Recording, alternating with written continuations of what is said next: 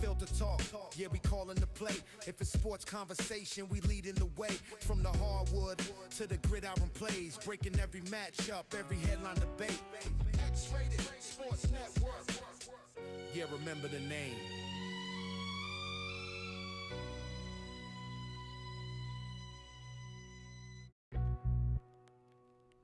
Yeah.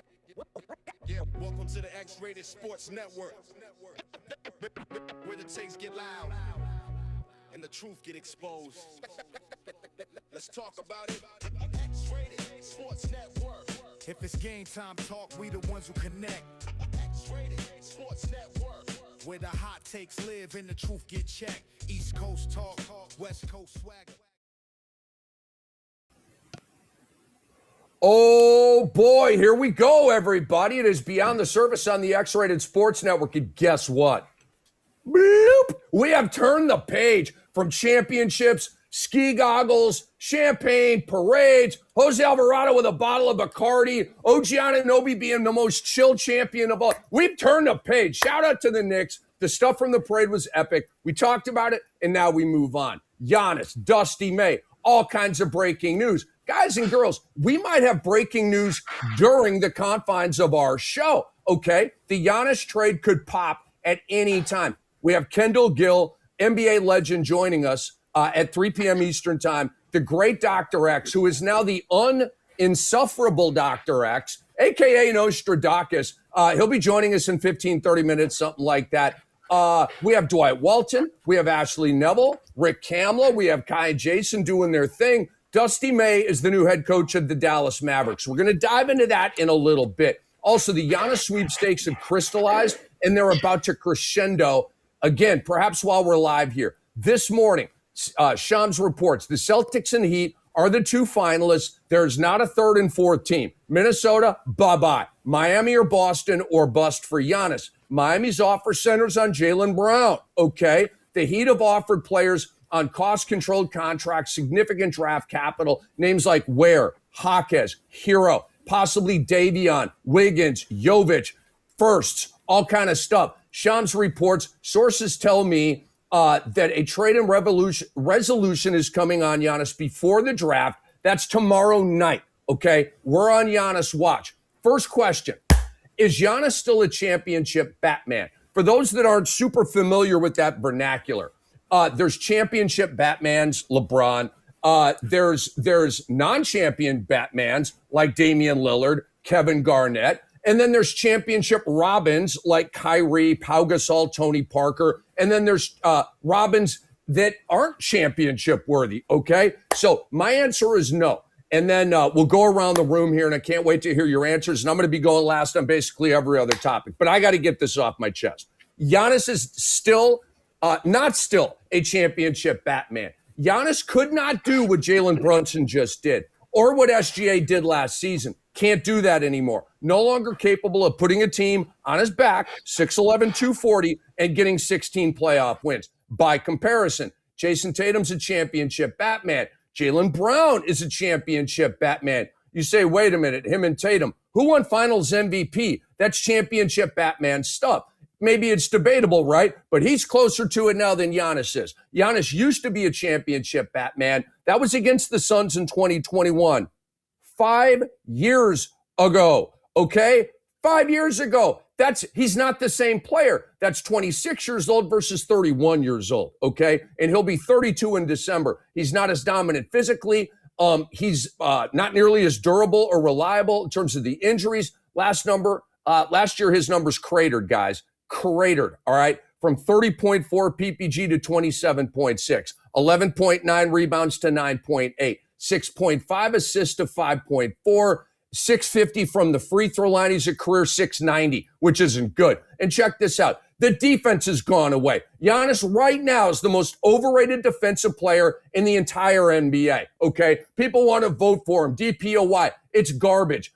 Here's the last 3 years of defensive ratings. 112, not elite. 109, decent. 115 last year, by far the worst of his career. He averages for his career 106, which is elite, okay? 112, 109, and 115 are not even near that, okay? His block and steal numbers have cratered. 0.7 and 0.9 last year. So what? Everybody in the league does that. Stop voting for him for DPOY. It's rep only at this point. The game has changed. Skill matters more than the power and athleticism and dominance. You're not just going to break the wall like he used to be able to do. Giannis is a championship Robin at this point. Okay? Team him with Brown. Team him with Tatum. Okay. Team him with SGA. Team him with Brunson. I'm not saying the Knicks should trade for Giannis, but I'm saying Brunson and Giannis, like Brunson and Cat, would work. Okay, put him with Bam Adebayo in Miami, giving up all those assets. Neither would be championship Batmans, neither Bam nor Giannis. Okay, so that is my take. We're waiting on breaking news here. Let's go to Ashley Neville. Ashley, is Giannis still a championship Batman? I still say yes, but with an asterisk the size of Milwaukee. Now, how can you be a Batman without a Robin? So you could talk about it's been 5 years since he's made it to the championship, but when you take a look at the last 5 years, I mean, who has he really had as his Robin? And when we take a look at all the other championships that are won, there's always a Batman and Robin duo. Now, I think it just depends on where Giannis goes. I'm not going to rule him out and say that he can't be a Batman, but if he goes to any other team outside of the ones you just named, he's a Batman. He's a Batman. And I think we're so fixated sometimes on like, whose team is it, right? Like who's 1A, 1B? But I think that alternates throughout certain games, certain series, who can dominate in a certain stretch, you know, even if it's like in the fourth quarter, like who's a guy that you know you could trust to go to. And for me, Giannis is still that guy. I mean, you could yell all the statistics in the world, but even last year, yeah, he didn't play a healthy season, but he's still averaging 28 points, almost 10 rebounds, 5 assists on 62% shooting. I mean, that looks like Batman numbers to me. So Giannis to me, yes, still the Batman, but the problem is Batman has missed way too many sequels lately. So if he could get back to being fully healthy, I'm not going to rule that out. Yes, Giannis is still a Batman. End of story. Dwight Walton, is Giannis still a championship Batman? I'm going to hedge my response here by saying I don't really care if he's a Batman or a Robin. I think the teams that are all in on Giannis Antetokounmpo are understanding what the current landscape of the NBA is. So the thing is, what I'm not understanding from you, Rick, is how could you say someone's statistics cratered? I'll gladly take 28 points and 10 rebounds per game. It's the drop, but it's the drop off. It's the drop. No, I get it. No. I understand that. I know he was averaging 30 and 12 at one point, but I'll gladly take 28 and 10. And what I'm talking about in regards to the landscape of the NBA, look at what's happening across the league. The Spurs have Victor Wembanyama. The Nuggets have Nikola Jokic. The Knicks have Karl Anthony Towns. The Minnesota Timberwolves, as of right now, have Rudy Gobert.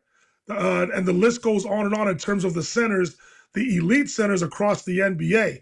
The Celtics understand what is happening. The Celtics can't go into next season with Neemias Queta, Luka Garza, and Nikola Vucevic as their centers if they want to seriously contend for any championships. So if Giannis Antetokounmpo is available and they can dangle Jaylen Brown in front of them to sweeten the deal, that's why they're doing this. The Celtics, the irony of this whole thing is that the Knicks several seasons ago made trades or acquisitions to mimic or to beat the Boston Celtics. Now the Celtics are making moves, allegedly, to try to beat the Knicks and the other elite teams that we have in the NBA. So this is, again, whether he's a Batman or a Robin, the Celtics in particular, I know the Heat are involved in this as well, but the Celtics in particular understand that if they want to contend for a championship, we need Giannis Antetokounmpo, whether he's a Batman or a Robin to Jason Tatum, because that's going to be the duo. And I'll like my chances if I'm Brad Stevens, Joe Mazzulla, and the Celtics organization going into next season if Giannis Antetokounmpo is my starting center. That's why this deal is being made.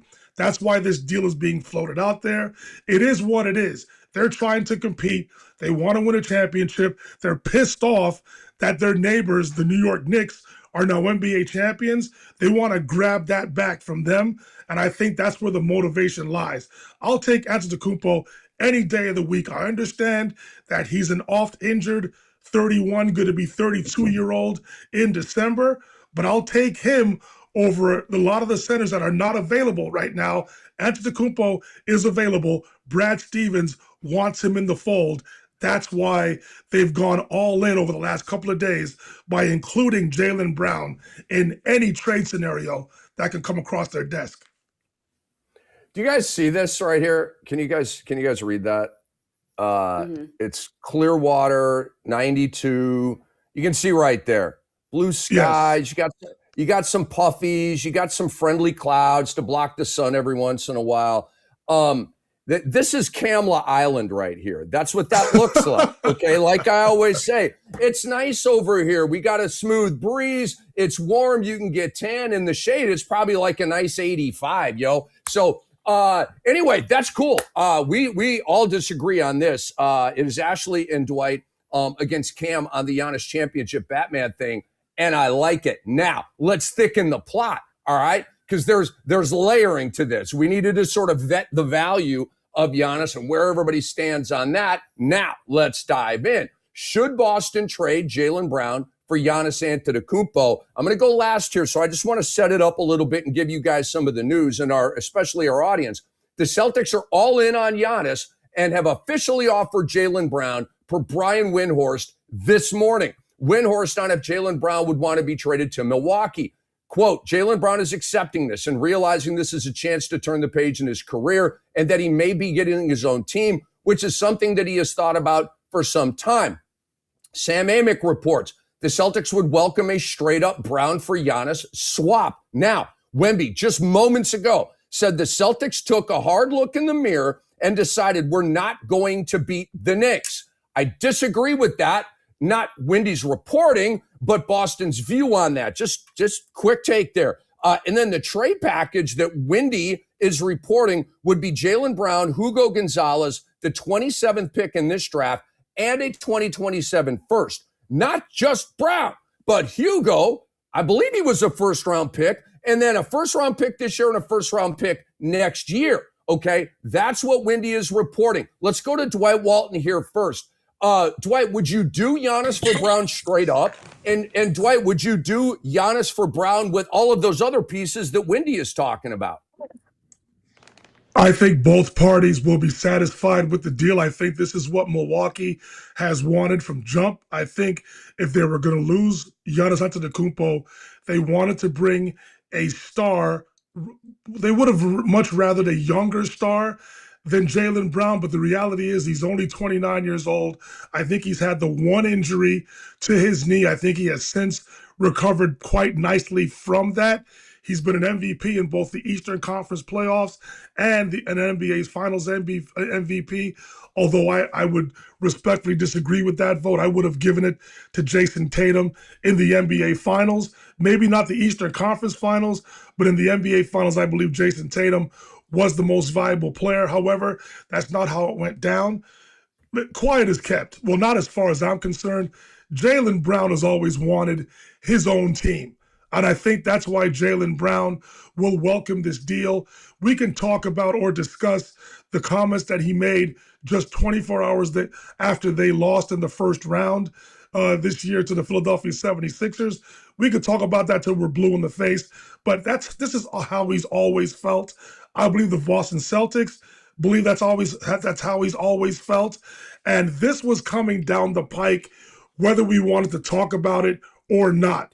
I think Jaylen is going to welcome this opportunity. He in his mind feels that he's better than Jason Tatum.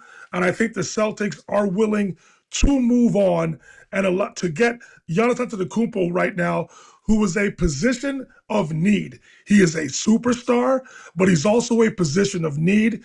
He's a player that's going to be, again, either the Batman or the Robin to Jason Tatum.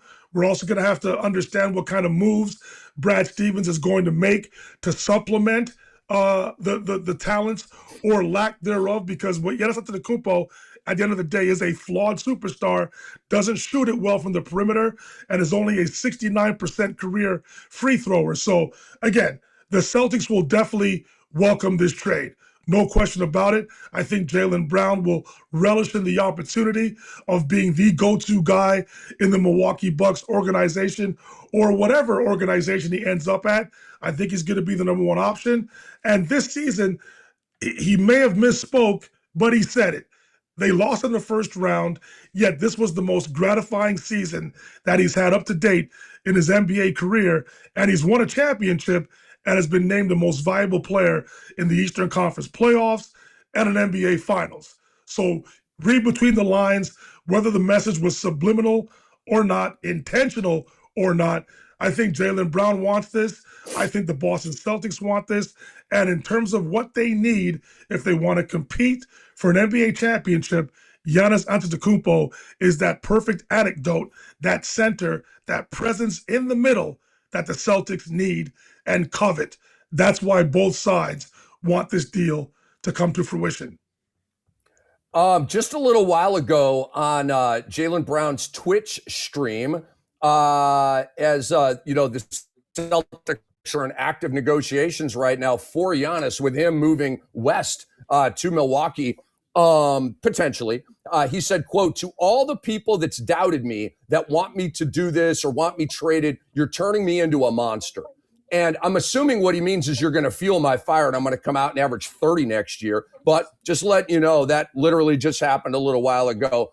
Things are popping, yo, and we got our eye on the prize here as we go to Ash.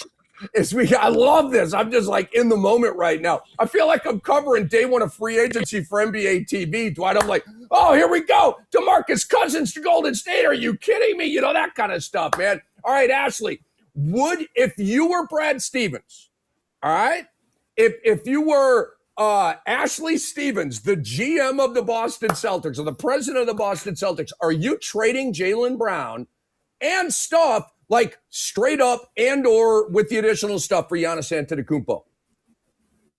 No. I think Jaylen Brown proved himself this past season, being able to lead his team where he did without Jason Tatum, being sixth in MVP voting, and at one point could have made a case to win MVP this year. And like Jaylen Brown said, he played his best year of basketball, and it was the most gratifying because everyone doubted the Celtics this year. I mean, Missoula won Coach of the Year because they were doubted so much. No one expected them to go as far as they did. So you're going to take a healthy superstar in Jaylen Brown and flip him for a guy who's been dealing with injuries. Listen, I understand Giannis's superstar status. I get this, but both of these players have won a championship. Both of them have won a championship. And Jaylen Brown also a finals MVP. Whether you guys think he deserved it or not, he still won that. So for me, we don't know how Jason Tatum is going to play next year.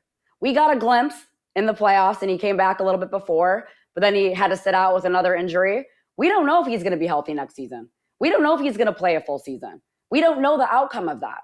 So you're going to trade the one guy that carried you the entire season and got you as far as they did for, again, a guy that only won, he only played 36 games last season.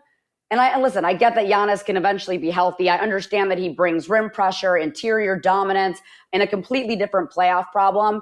That's not what I'm talking about here. I'm specifically looking at Jaylen Brown, and to me, he has more upside. He's healthier. He's younger. He's already won a championship, finals MVP. He was already in talks to win MVP this year. I don't believe Jason Tatum's ever been in those talks, at least as highly as what Jaylen Brown was being talked about this year. So when I'm looking at everything here, I know it's going to take a lot to acquire Giannis. And I don't believe in having to blow up everything that you've built this far for a guy like Giannis. And I'm even seeing Derek White in those conversations, which is an absolute hell no to me. We saw what happened when they traded away Drew Holiday. I still think if they had Drew Holiday and Jaylen Brown, they would have potentially gone to the next round. And they could have been a force even without Jason Tatum. So I'm looking at this from a bigger standpoint. And I think Jaylen Brown and Jason Tatum are the guys that you need to build your entire franchise around. Whether you think Jaylen wants to be there or not. Clearly at that Twitch comment that you just saw, Jaylen doesn't want to be traded. He doesn't want to be traded. Yeah, he might want his own team. I don't think he wants to be traded.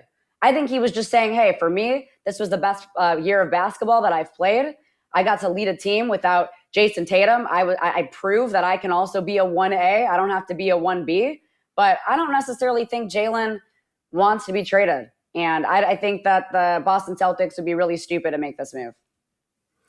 Well, Ashley, I'm going to agree with you vehemently with a lot of different words. So I'm going to start it out by saying, no way, Jose Alvarado. Okay, there's no freaking way I'm trading Jaylen Brown straight up for Giannis Antetokounmpo.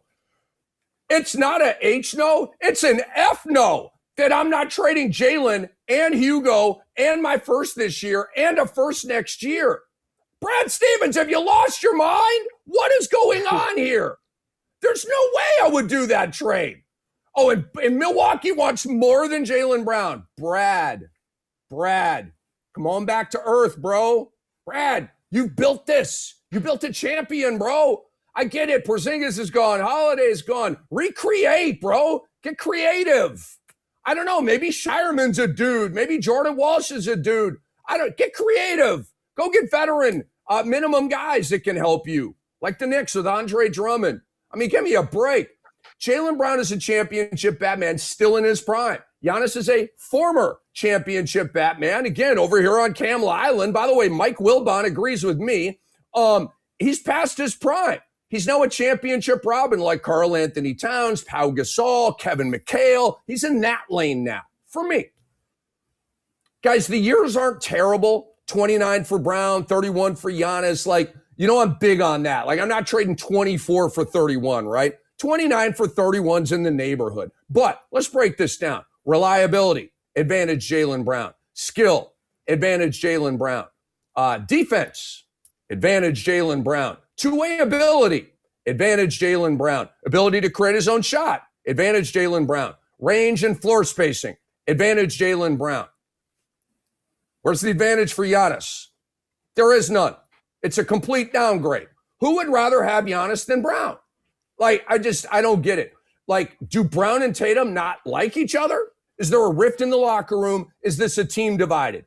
Then and only then would I possibly be able to go down this road. But not with additional assets. I told you guys months ago, if they're going to do a Brown for a Giannis for Brown, I need Milwaukee to sweeten the deal, not the other way around. Like, I need Portis with this. I need a first from Milwaukee to trade Jaylen Brown to Milwaukee for Giannis. So to me, this is nuttery, ass-hattery. I don't understand. I strongly advise the Boston Celtics to run for your lives and do not make this trade. Let Miami fall in this trap. Don't do it. All right, so let's get Dwight Walton cranked up here again. Unless you got any comments. No, go ahead. Come on in here. Yeah. No, the thing is, again, what you just said is absolutely correct in terms of the skill, the availability, all of that stuff. What I'm talking about is position of need. Listen, the thing is, it didn't work last season. Yes, Tatum played 36 games and got injured, or was it compensation? Whatever the case may be, he didn't finish out the playoffs with the Celtics. It was a miraculous recovery. It was a miraculous return. You guys already know how I felt about that. I think he should have sat out the entire season. But Ashley, to answer your question, I think he is going to be healthier next season. I don't know what that means, but he has a whole off season, a whole summer, a whole training camp to sort of re-energize or reinvigorate his body to where it's going to be able to go through the vigors of an NBA season. What that's going to amount to, that remains to be seen. But again, I just think the Celtics need Antetokounmpo, which is why they're going after Antetokounmpo. Trust me when I say they understand what they're going to lose in Jaylen Brown if this trade is consummated. They understand that. But what they also understand, talking about Brad Stevens and Joe Mazzulla, is that they need a center that can compete with the other elite contending teams across the association. Now, is this also going to mean that they're going to flip their philosophy from being a heavily three-point dominant shooting team to a more balanced team because they have Antetokounmpo? Or is Mazzulla going to stick to his guns analytically and say, you know what? At the end of the day, it's simple math. 3 is worth more than 2, and we're going to take as many as we can. That remains to be seen. But again, maybe Jaylen Brown overall is the more skilled basketball player. But in terms of need, position, and ability to compete with the elite teams across the association, the Celtics absolutely need the services of Giannis Antetokounmpo. All right. I do not see it that way, obviously, but I love the take. Giannis has never played center, like, officially in the box score. I went to Basketball Reference. None of his seasons have a C by them, mostly PF. There's a couple of SF. They have him listed as a point guard, a shooting guard, a small forward, and a power forward, and they don't even mention center. Now, does that mean that he can't play center for Boston? No, but I think it's unlikely. I bet if they make this trade, I bet he's their starting 4. Tatum's their starting 3, with Kata remaining in the starting lineup. But that's just my 2 cents on that. All right, let's talk about the Heat. All right, Dwight, let me set this up, and we're gonna get you cranked up again. Wait a second. It is the uninsufferable Dr. X. Dr. X, what's up, yo? What up, Ashley? Good to see you. Chilling. You know what? I'm good. You know what? I'm glad to be as back. Much as I need, As much as I needle my cousin, it's always nice to see him. I swear. I love you, cuz. Seriously.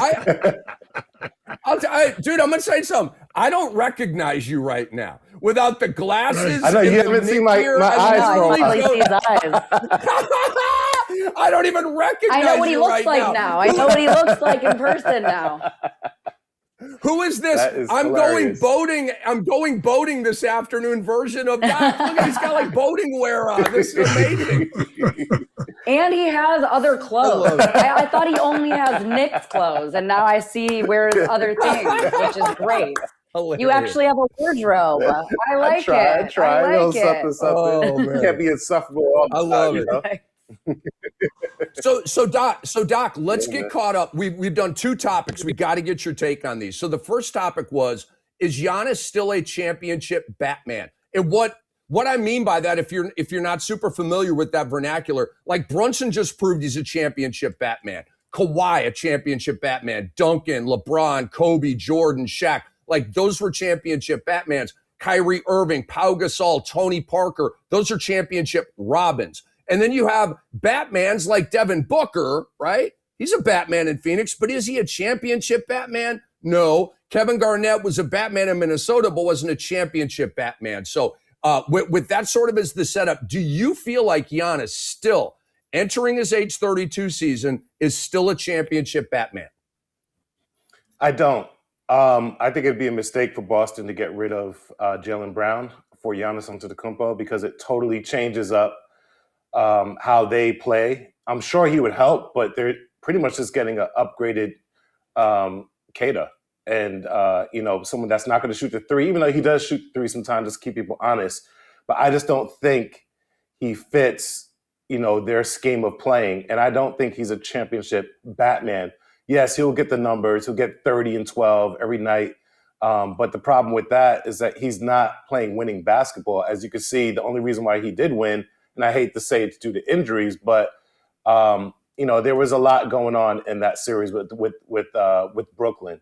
And it's the same thing when Steph got their first ring and Draymond Green, LeBron had no Kyrie Irving, no love, and Kevin Durant had no Kyrie Irving and no James Harden. So I'm not saying it's due to that reason because you still got to drop a 50 ball in a closeout game, which he did.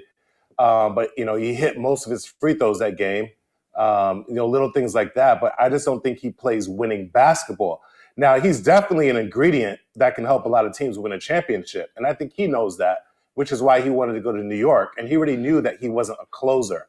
So, Chris Middleton would be taking the last shot most of the time. So I really feel like ultimately based off of that, he would fit with the New York Knicks if Brunson is obviously the closer. He would fit with the Celtics if, Jason Tatum is obviously the closer.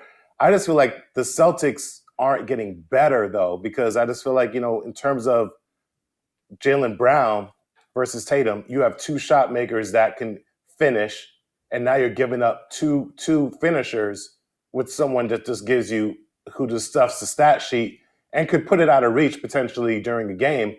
But you're missing that clutch factor, someone that can hit the three, the game-winning shot. You already saw what Jaylen Brown can do as an MVP, and they know how to play with each other. So I don't see why you would give that up. If anybody has to have some forgiveness here or some grace, it'd be Jaylen Brown, who was Finals MVP last year, who was Eastern Conference Finals MVP, who showed that he could play with Tatum, who was drafted before Tatum.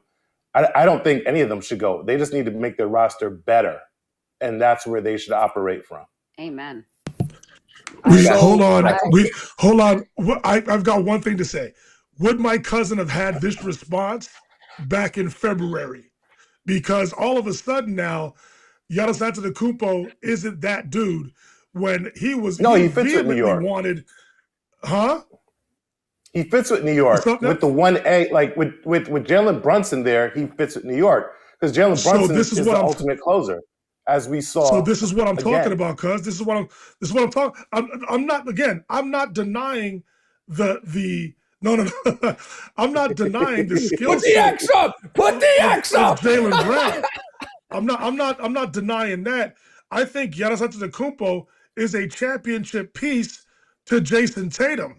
That's what I'm talking about. It's not. I'm not negating what Jaylen Brown is. It's not what I'm doing. The same response you had for the Knicks is the exact same response I currently have for the Celtics. Because Brad Stevens is not just going to stop at Antetokounmpo.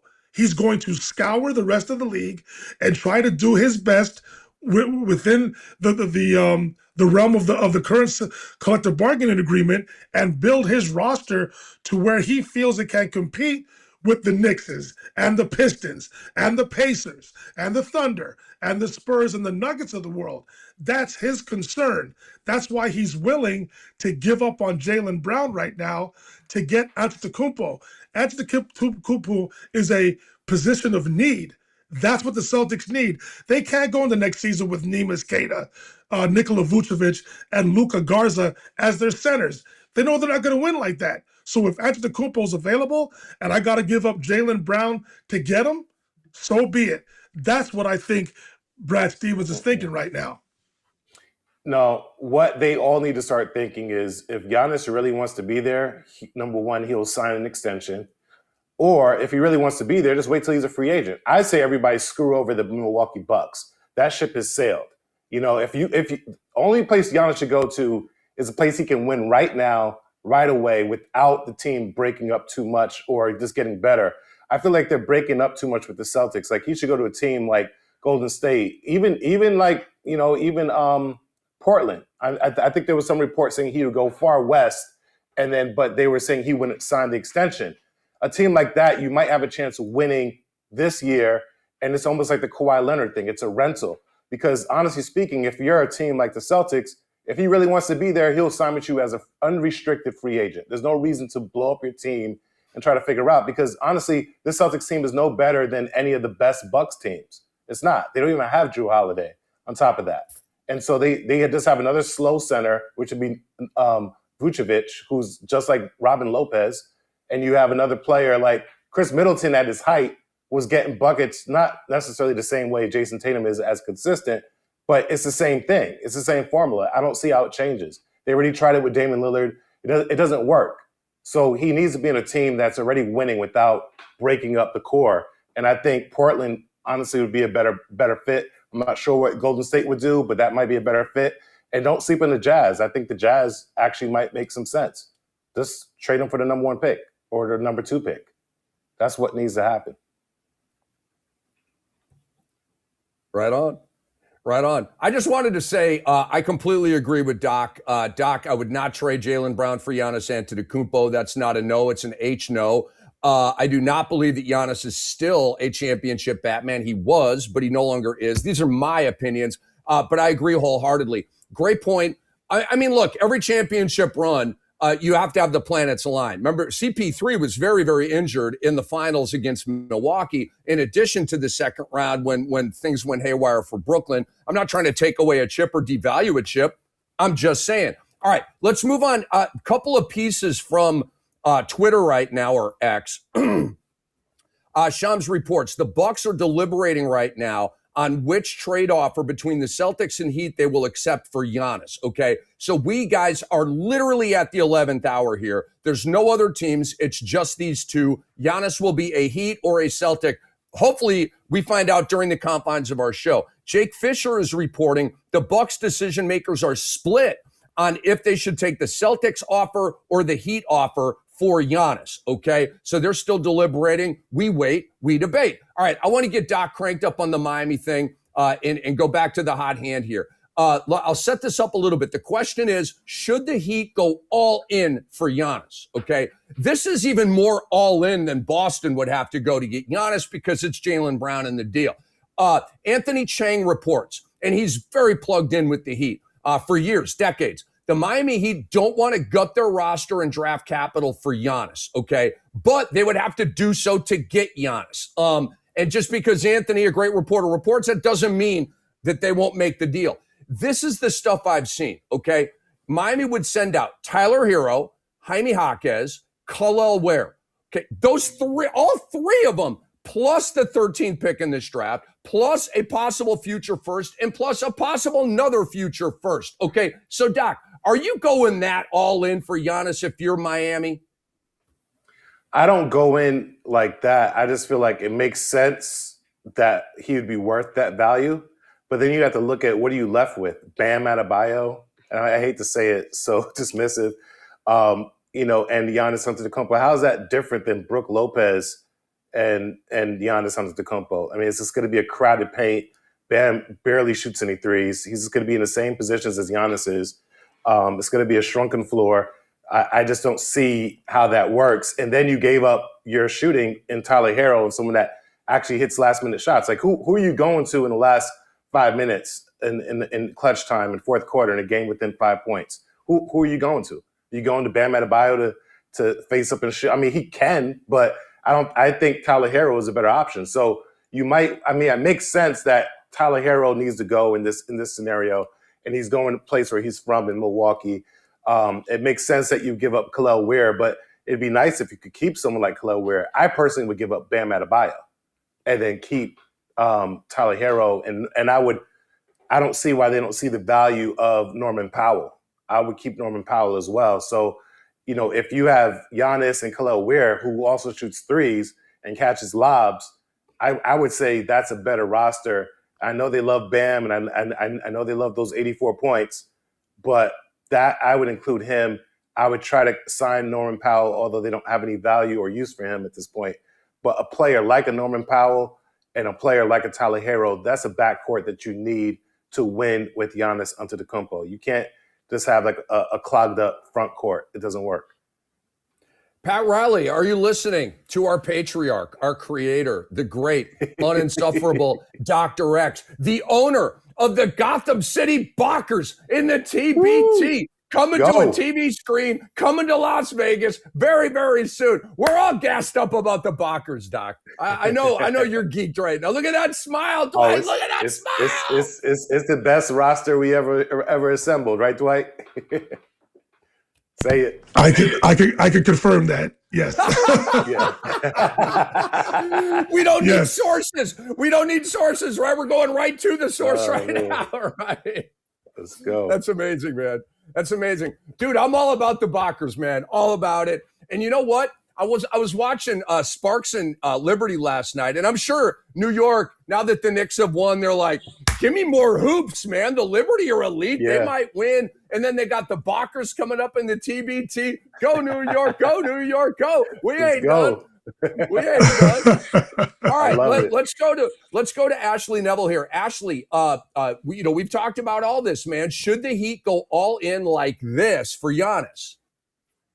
No, I'm still going to say no. Why are you going to get rid of your entire core for Giannis? I mean, yeah, does your team automatically get better with the Giannis? Yes. Does it make you title contenders? No.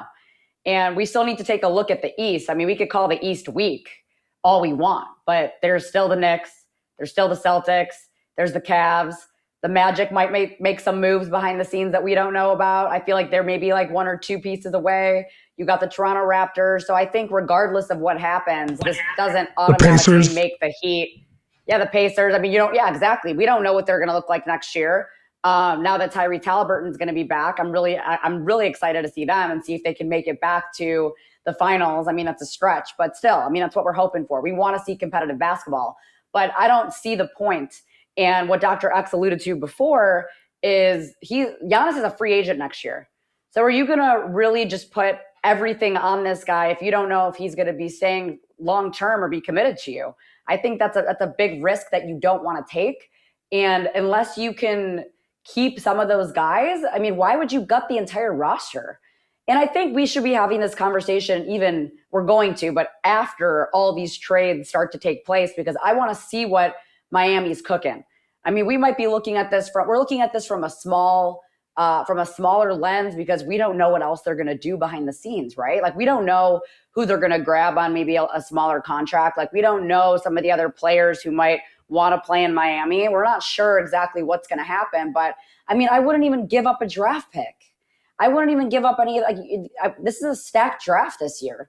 Why give that up for I mean, I would look more into the future. I don't know. I almost will look at like a rebuild right now if I'm Miami. I would be focusing on a rebuild, trying to get some younger players, still trying to, stay within reach in the East, maybe fight a little bit in the playoffs. But for me, I'm like, why are they not thinking rebuild at this point? I mean, they've had Bam for how long? They've had Tyler Hero for how long? I mean, how much longer are you going to try to hang on to this? I just don't think, to me, that Miami, even with Giannis, can compete. So I'm looking at rebuild. I'm looking at keeping draft picks. I'm looking at doing what I can to be better maybe within the next 3-5 years. Ashley, it's because Heat culture, never mind. Heat culture is dead. It's dead. Jimmy Butler killed Heat culture. He did. It's Jimmy Butler's fault. I know a lot of people are mad at me for saying that, and I don't want to go into it. I just looked this up. Giannis would, according to reports, sign a long-term extension with Miami and Boston. Okay, so I feel like that is a piece of this that at least it's been reported. Giannis is. I was just about to say that. Yeah, or either Miami or Boston. Change my mind. No, I hear you. I definitely hear you. I just wanted to add that nugget. Let's go to Dwight Walton. Dwight, should the Heat go all in like this for Giannis? I was just about to say what you just reported, Rick, is that he's already, the reason why the Heat and the Celtics are the finalists for Giannis is because he has already agreed to sign the extension to whatever team he gets traded to. So that's off the table. So he's going to stay there for the next 3 to 5 years. So he's going to be there. Should the Heat go all in, we're talking about Tyler Hero, Jaime Jaquez Jr., Khalil Ware, who I like. I've called him the poor man's Victor Wembanyama. If I'm the Heat, I'm trying to hold on to him. And if I'm the Bucks, I'm trying to get him. Because if you talk about with those two players and the draft capital that they're going to acquire in this deal, I think that deal might be more appealing to the Bucks, quite frankly, than the Jaylen Brown for Antetokounmpo deal. But I understand what Milwaukee is trying to do. They're trying to get a star player in return. But if that doesn't work out, this Heat deal is going to work out pretty well for them, I think, because I think, to me, the whole key to the deal is Khalil Ware. I just hope that he proves me right going forward, because I like him a whole lot. He can do everything on the basketball floor. He's increased his range to outside the three-point line. He can make a he can make a free throw line jump shot. He can score over either shoulder in the paint. He can put the ball on the floor for a couple of dribbles. He's definitely a rim protector. He's athletic, can rebound out of his area. He's just not a tall dude that can rebound the basketball. I like his activity. I think this would be a great deal for the Bucks. However, that is a bit too much that the Bucks are asking for an oft-injured, albeit a superstar, as far as I'm concerned, still in the NBA. If you're going to give me 28 and 10, and he's a player that's supposedly broken, I'll take that as far as I'm concerned. Again, when Antetokounmpo was on the table, it's a piece to a puzzle, and the landscape has changed. And the teams across the league that don't have a center of significance understands that the landscape has changed. That's why Antetokounmpo's trade value shot back up through these playoffs. Victor Wembanyama is scaring people, y'all. That's the reality. This version of Karl Anthony Towns is scaring the NBA. And you still got Jokic. You've got Chet Holmgren to a certain degree. You've got all these centers in the NBA that are going to be significant pieces to puzzles, and the Celtics and the Heat want to be a part of those contending teams. That's why Antetokounmpo right now is back in the mix. I think his trade value might have gone down throughout the regular season, but these playoffs have definitely increased his trade value across the association. I love it, man. We are about 10 minutes away from having the great Kendall Gill back on the show. We'll be talking with him about this, a lot of Bulls conversation as well. Again, so the question is, should Miami go all in for Giannis? And I'll give you the same answer I gave when we talked about the Jaylen Brown thing. No way, Jose Alvarado. I don't know where the Heat are going with this collection, Jaquez and Hero and Ware and all these guys. Okay. Maybe they just need time to mature together. Maybe they're just super mid. I don't know. They've been mid for a while here. Okay. They were mid even before Jimmy Butler ruined Heat culture. Spo needs to start Khalil Ware. Okay. Make Bam your stretch four. I know you're laughing. I know you're like, Bam a stretch four. Get in the damn jam, bro. Put some shots up. I mean, last year he started kind of lathering up the three ball a little bit, right? It kind of started with the U.S. national team. Hitting some threes. There was a game, I forget who they were playing. He hit three balls, corner threes. Come on, let's do it. This is the dynamic for Miami. Where starts double, shot block and hitting threes, and you got Bam, and they're kind of interchangeable. And Bam, I think Bam's going to be a better three baller this year. Change your dynamic. Do you change your future? That's where I would go if I were Miami. I wouldn't be doing the Giannis thing. Where are the Heat going with Giannis? I don't know. To Ashley's point, who's left? What else do they bring in? We don't know right now. We don't know if he's going to Miami. We're having a theoretical yet very fun conversation with you all on Beyond the Surface on the X-Rated Sports Network. Take a moment to subscribe to our YouTube channel. We'd really appreciate that, folks. Guys, Giannis is a championship Robin. Bam Adebayo is a championship Robin. Did I say Batman? No, I did not. Giannis needs a championship Batman. Bam needs a championship Batman. They're not getting what they need. You have basically two number twos, okay? You're not winning jack in this East with two number twos. You can say it, the 1B, number two, championship, Robin, whatever vernacular you want to use. But if you don't have a championship Batman, like Wemby, SGA, Brunson, Halliburton, I think Halliburton hasn't proven it yet, but you get my point. I'd rather have Halliburton for a chip run than Giannis at this point. But I'll back off of the Hallie because he hasn't proved it yet. I think he's capable of it, though. He would not have a championship Batman. Okay? So I'm standing pat, and I know the Heat always go big game hunting, and they always strike out. But guess what? I don't know. They do have nice assets, right? I mean, I like these players. Maybe in a different crew, different scenario, different system, they blossom. And maybe the Heat could bundle them and go big game hunting at the trade deadline for an actual championship Batman and not a faux championship Batman in Giannis. And that's just my take on that.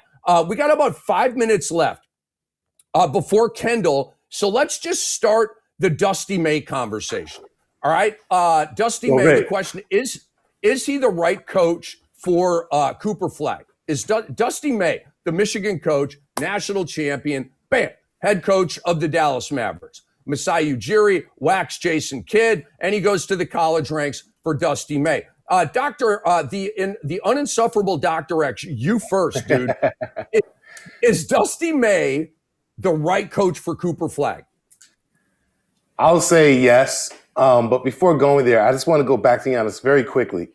I think Giannis should retain his power. He should retain his power. Why trust all these random organizations that you weren't drafted to, that you didn't win a chip with? Why say you're going to sign an extension? You have all the power here. He should wait to see who they're going to surround him with. You don't know who you're going to be surrounded with any of these teams. I really think he should say, just put it out there. And I think that's the biggest mistake he's made during this process is not to really put his flag in his hill and just say, you know what, this is what I'm doing. I only want to go to this place, or I'll be a rental, because he's going to waste next year and probably the next 3 to 5 years just to get a bag and be in a quote unquote state he wants to be in. But if you're not a part of a team that you want to be a part of, you don't know who they're going to surround you with, you're kind of just wasting your time. I really think Giannis needs to just like say, hey, I'm not signing any extension. I'm going to be a free agent after this year, and see who then is willing to get him for the rental.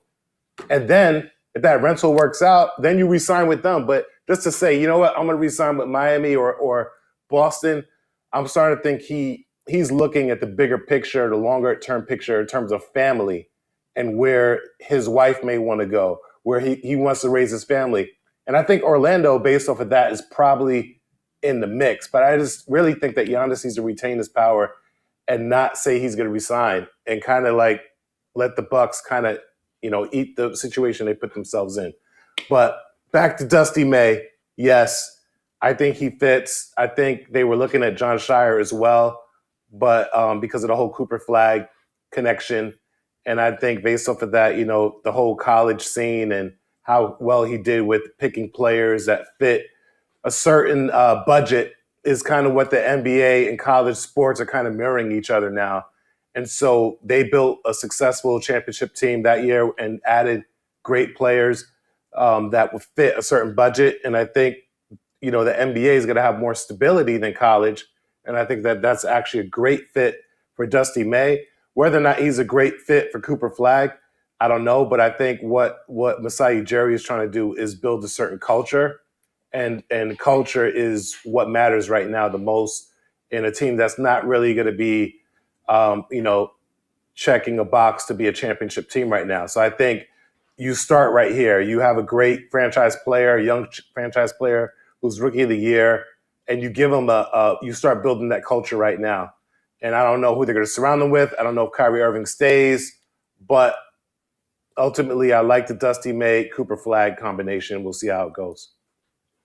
Okay, so we get a yes from Doc. We're gonna call a timeout on the Dusty May topic. We have breaking news, and it's not Giannis. So I don't want to get you all excited. I'm not trying to tease you like Tony Romo or James Harden, or they tease you and never deliver. Okay, yeah, that still stands for Tony Romo on CBS broadcasts. Just ask Jim Nantz. Just ask him.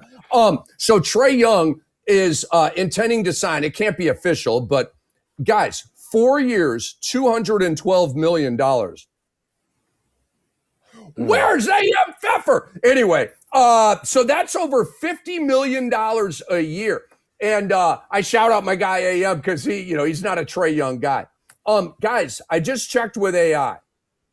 98.5% accurate, right? I don't know. But AI told me that 4 years and 212 is 30% of the salary cap, and that's a max contract. Trae got the max. 4 years and 212. What is that? 53 a year, I believe. That's max, yo. We have Kendall Gill in the green room. We're going to bring him in here in a minute. So Ashley, are you surprised? We're going to talk more about this. Are you surprised that Trae Young got the max or very, very near the max?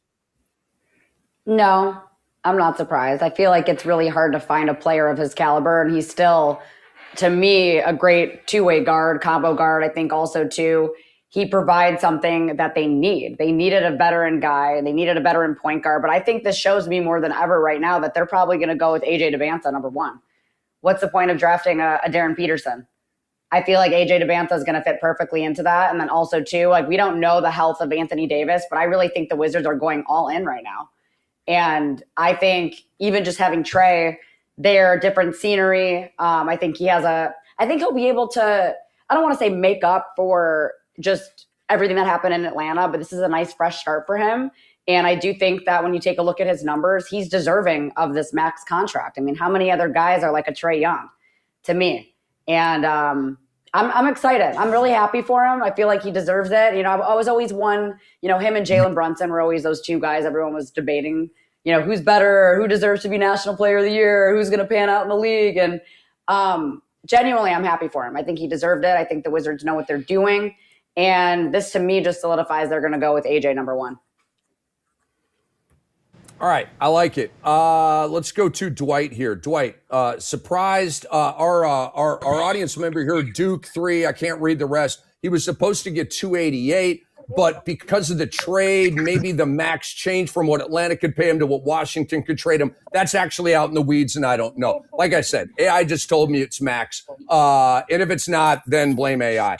Dwight, are you surprised Trey got this much money?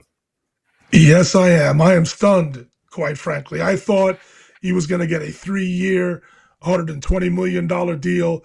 I understand he was supposed to get $288 million. This seems to be a bargain at $212 over a 4-year period. But this is exactly why Trae Young, and if you remember his comments back when he was traded, he basically chose the Wizards because, yes, there is a relationship with somebody in the organization besides GM Will Dawkins. There's somebody else in the Wizards organization that knew him from the Hawks previously. I forget who that is, but I think there was a wink when he went to the Wizards that he was going to get this deal. I don't think any other team in the NBA was going to give him that kind of money. He's a regressing asset as far as I'm concerned. He is a negative in terms of his defensive efficiency. He is, again, and we're going to use this word again, he is a smallish point guard that puts up tremendous regular season numbers. He did have some success in the playoffs, specifically against my cousin's beloved New York Knicks in the past, but the reality is he hasn't had that much success. Yes, he likes to have the ball in the clutch, and yes, he has come through sometimes, but the reality is now he's an oft-injured, undersized point guard that's really not known, although he's always at the top of the NBA in terms of assists. A lot of his statistics, and I hate to say this about a professional basketball player, but most of this could be empty calories. We are now going to find out if Trae Young has matured enough to where he can lead a team that's surrounded him right now with a lot of young talent. All right, I understand that Anthony Davis is there as of right now. Their team is definitely built for today's NBA. Of course, my godson, Keyshawn George, is a major part of the process right now for Will Dawkins and the Wizards. Bub Carrington, Bilal Coulibaly, Alex Sarr. They've got some decent players there, but we're going to find out to see if Trae Young could now mature enough and be a leader amongst these young men for the Washington Wizards. Okay, so one quick thing, and we're going to bring on Kendall Gill. To our audience member with the 288. The 288 was a 5-year potential deal from the Atlanta Hawks. It was 5 and 288. This is 4 and 212. So the relativity doesn't match. I don't know, but AI told me it was max. What I know that is max is having Kendall Gill on any show. All right, longtime NBA player, one of the best defenders of his time. And I'm telling you, all the bad boys back in the day, they had to eat their Wheaties. They didn't go to the club the night before they had to play Kendall Gill, man, because he was a thief and he was all over them. Kendall, welcome back to Beyond the Service on the X-Rated Sports Network, my friend. How you doing? Right now, I'm taking my son over to golf, and now he's helping me get this bee out of the car. But I'm good other than that. Oh, good, man. That's fantastic. I want to start getting your thoughts on the Thiago Splitter hire, man. I didn't really see that coming. And we're going to talk about it. Hopefully we have some time later in the show. But how did that hit you? Why and how is this going to work with this Bulls roster? Well, I think it's a good hire, one, because Thiago Splitter, young, 41 years old, former NBA champion, went overseas also to coach and had success there. Did a great job of being an assistant a couple of times, particularly with Houston, and an understudy to Ime Udoka, who in my opinion is one of the better young coaches in the league. And then takes over for Chauncey Billups last season and gets this team to the playoffs. When everybody thought, okay, Chauncey's not going to be coaching, where will this Portland team end up? And, he took over. And one of the things that I noticed in particular about that Portland team is that they competed each and every night. And if he can get the same type of effort out of this Chicago Bulls team, then they're going to be in a good position because, they do have a lot of young talent. And I think that Tiago, not being that far removed from being a player at only 41 years old, identifies with these guys. And he's known also as a player's coach. And as all NBA players know, they love a coach that they would run through a wall for. And I think that Tiago fits the mold. Kendall, one more for me, and we'll go around the horn here. Would you trade Jaylen Brown for Giannis Antetokounmpo if you were Brad Stevens? Oh, absolutely. Absolutely. I know that Jaylen Brown was an MVP candidate last year. Great player. Has been a great player for Boston. Helped them win a championship a couple seasons ago. But you're talking about Giannis Antetokounmpo, man. And I don't think that the Boston Celtics presently are built to beat the New York Knicks in the Eastern Conference Finals, the Cleveland Cavaliers, Eastern Conference Finals. I mean, they lost to the Philadelphia 76ers in this year's playoffs.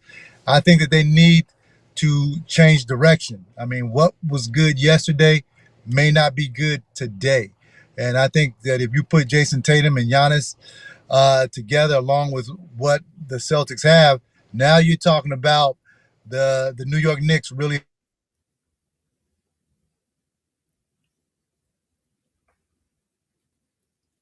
And we lost Kendall, but I assume we will get him back. Okay. Kendall Gill. That Kendall Gill is a very smart man. He knows what he's talking about. That was my point. That was my point. That's all I was saying. I wasn't disputing or disregarding Jaylen Brown's skill set. It's not what I was doing. He sees that the landscape of the NBA is changing, ladies and gentlemen.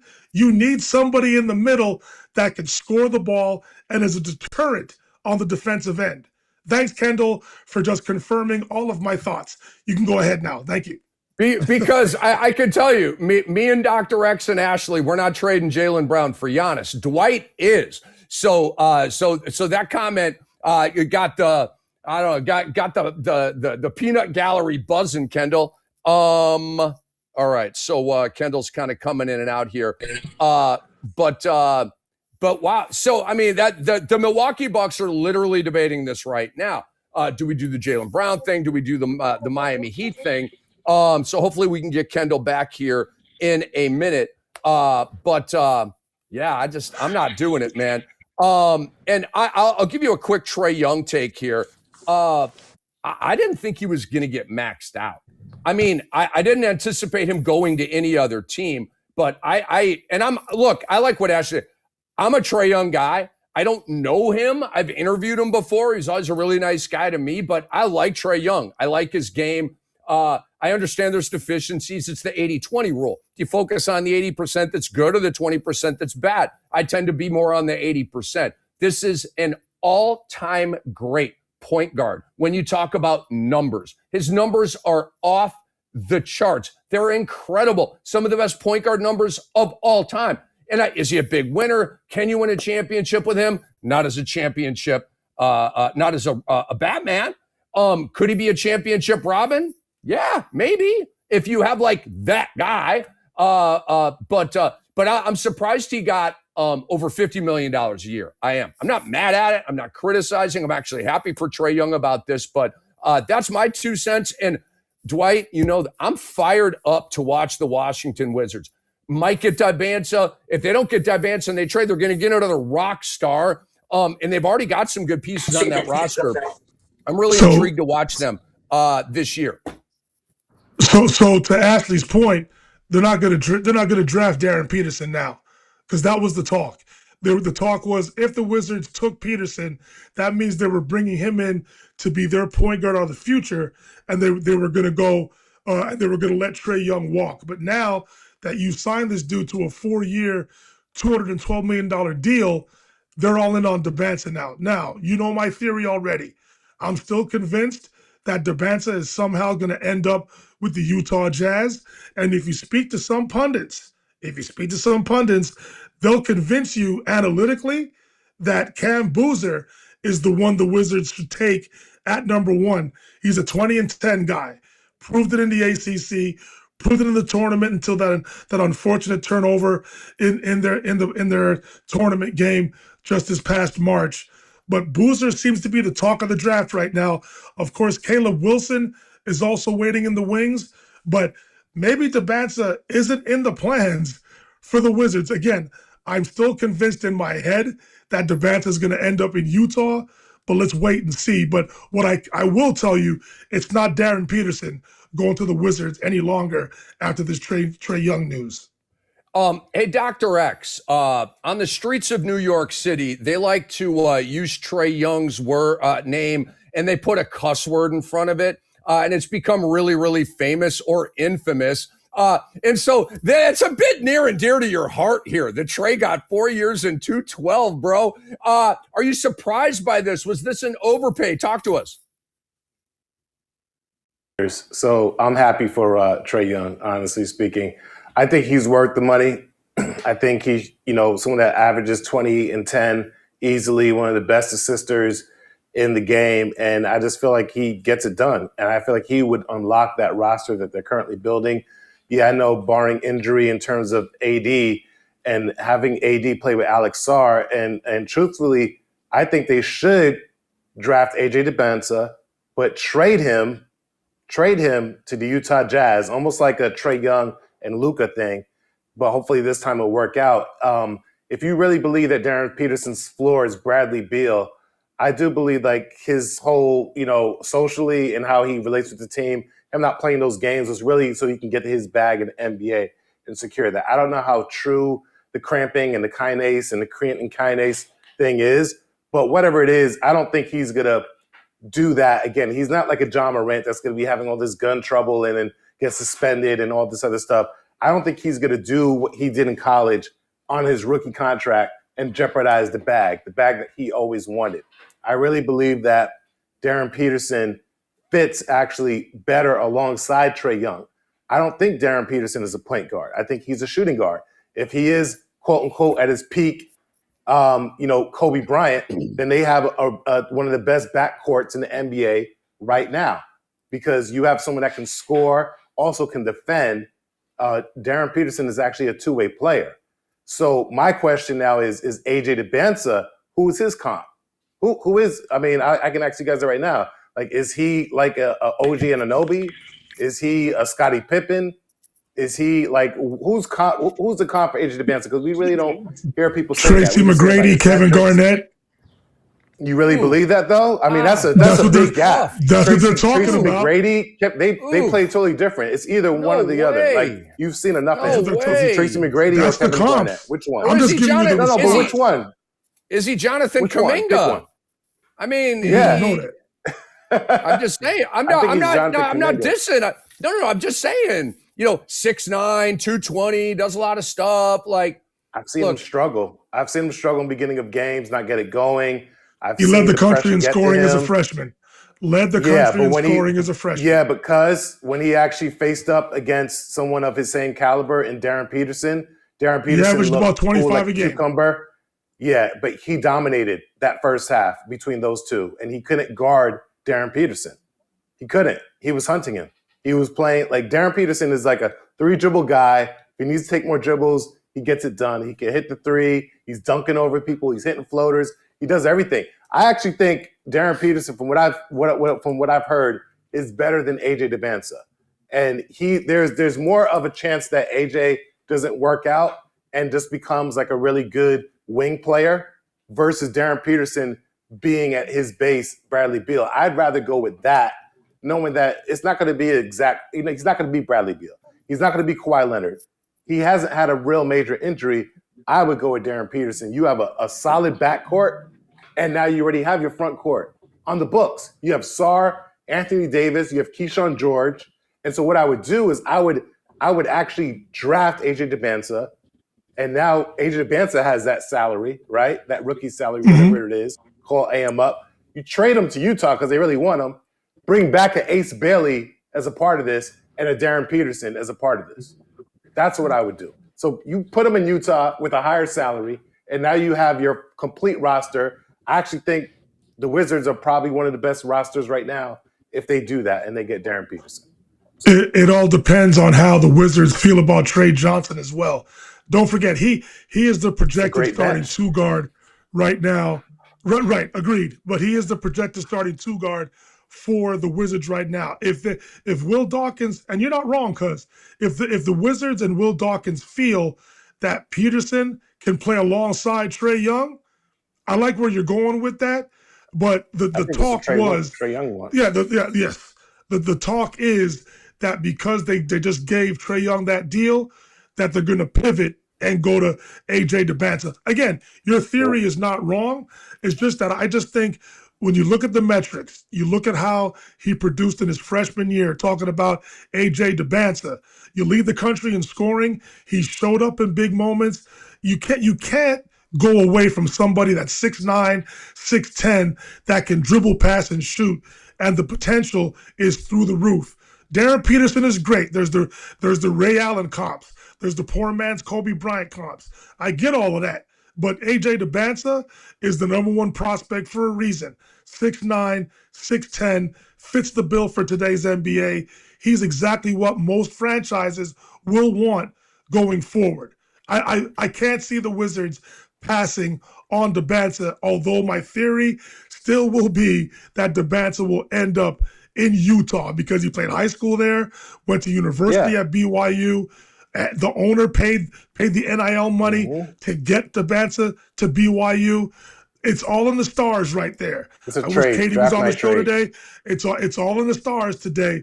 But I just think DeBanza is the prospect that I believe the Wizards are going to try to go forward with.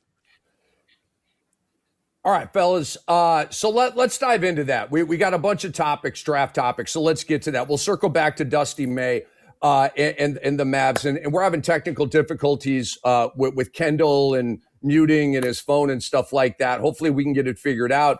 Or I don't know. I just don't know right now. But it's not working out.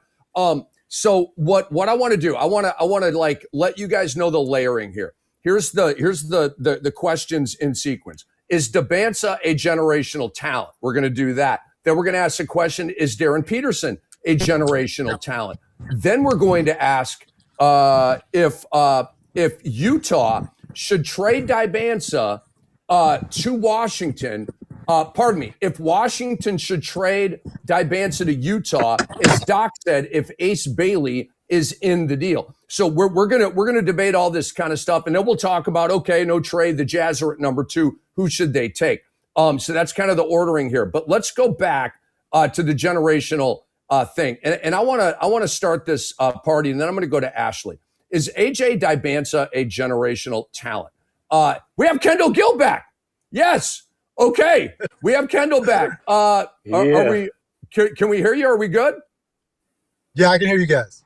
Okay, cool. So, all right. So we'll get into that draft talk here in a minute. I want to, tell you, Kendall, and just Dwight Walton, lower right. We have Ashley Neville in our beautiful LA studios with the great Dr. X, who was the insufferable Dr. X. Huge Knicks fan. Now he's the uninsufferable Dr. X. So, and you were kind of mentioning, Boston doesn't feel like they can compete with the Knicks. You kind of don't feel like Boston is currently constructed can compete with the Knicks. So I'll bring in our resident Knicks fan to ask you a couple of questions. Hey, Kendall, thanks for being on the show again. This is not based off the Knicks. We're past that. I'm in that championship mode with the wing beneath our wings. So right now, my question to you is draft night. Who is AJ DeBanza's comp? And do you think Darren Peterson would fit better alongside Trae Young with a backcourt, seeing that people already had his comp as being floor Bradley Beal, maybe a poor man's Ray Allen, or maybe at his peak Kobe Bryant.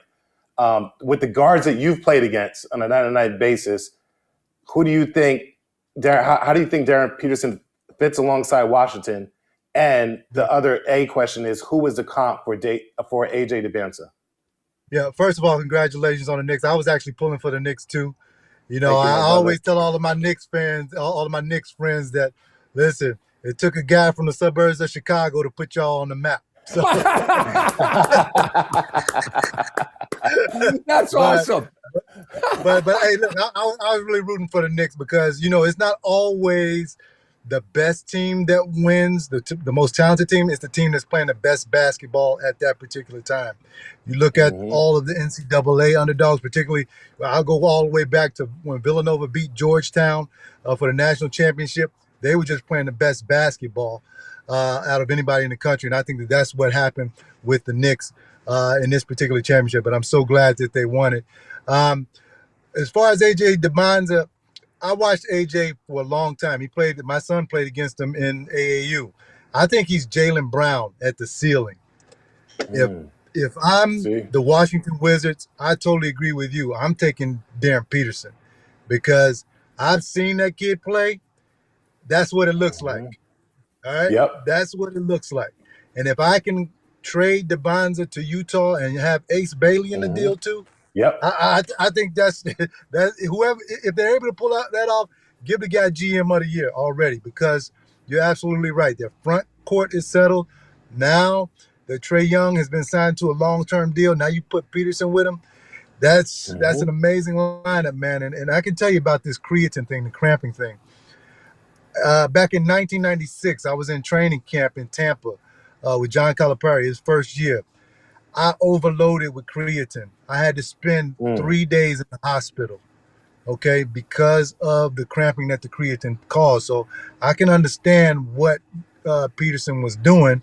He just didn't know that, you can't overload on that stuff, or else you go into a cramp cycle every time. So, as far as him missing games in his pro career, and you mentioned that he don't want to mess up the bag, you're absolutely right. Yep. I think he's over the cramping thing. He knows that he can't do that because it'll jeopardize his time on the floor. But I really love Darren Peterson, man. I mean, it's that kid can play. He's the truth. I like it. Thank you, sir. Yep. Well, game knows game.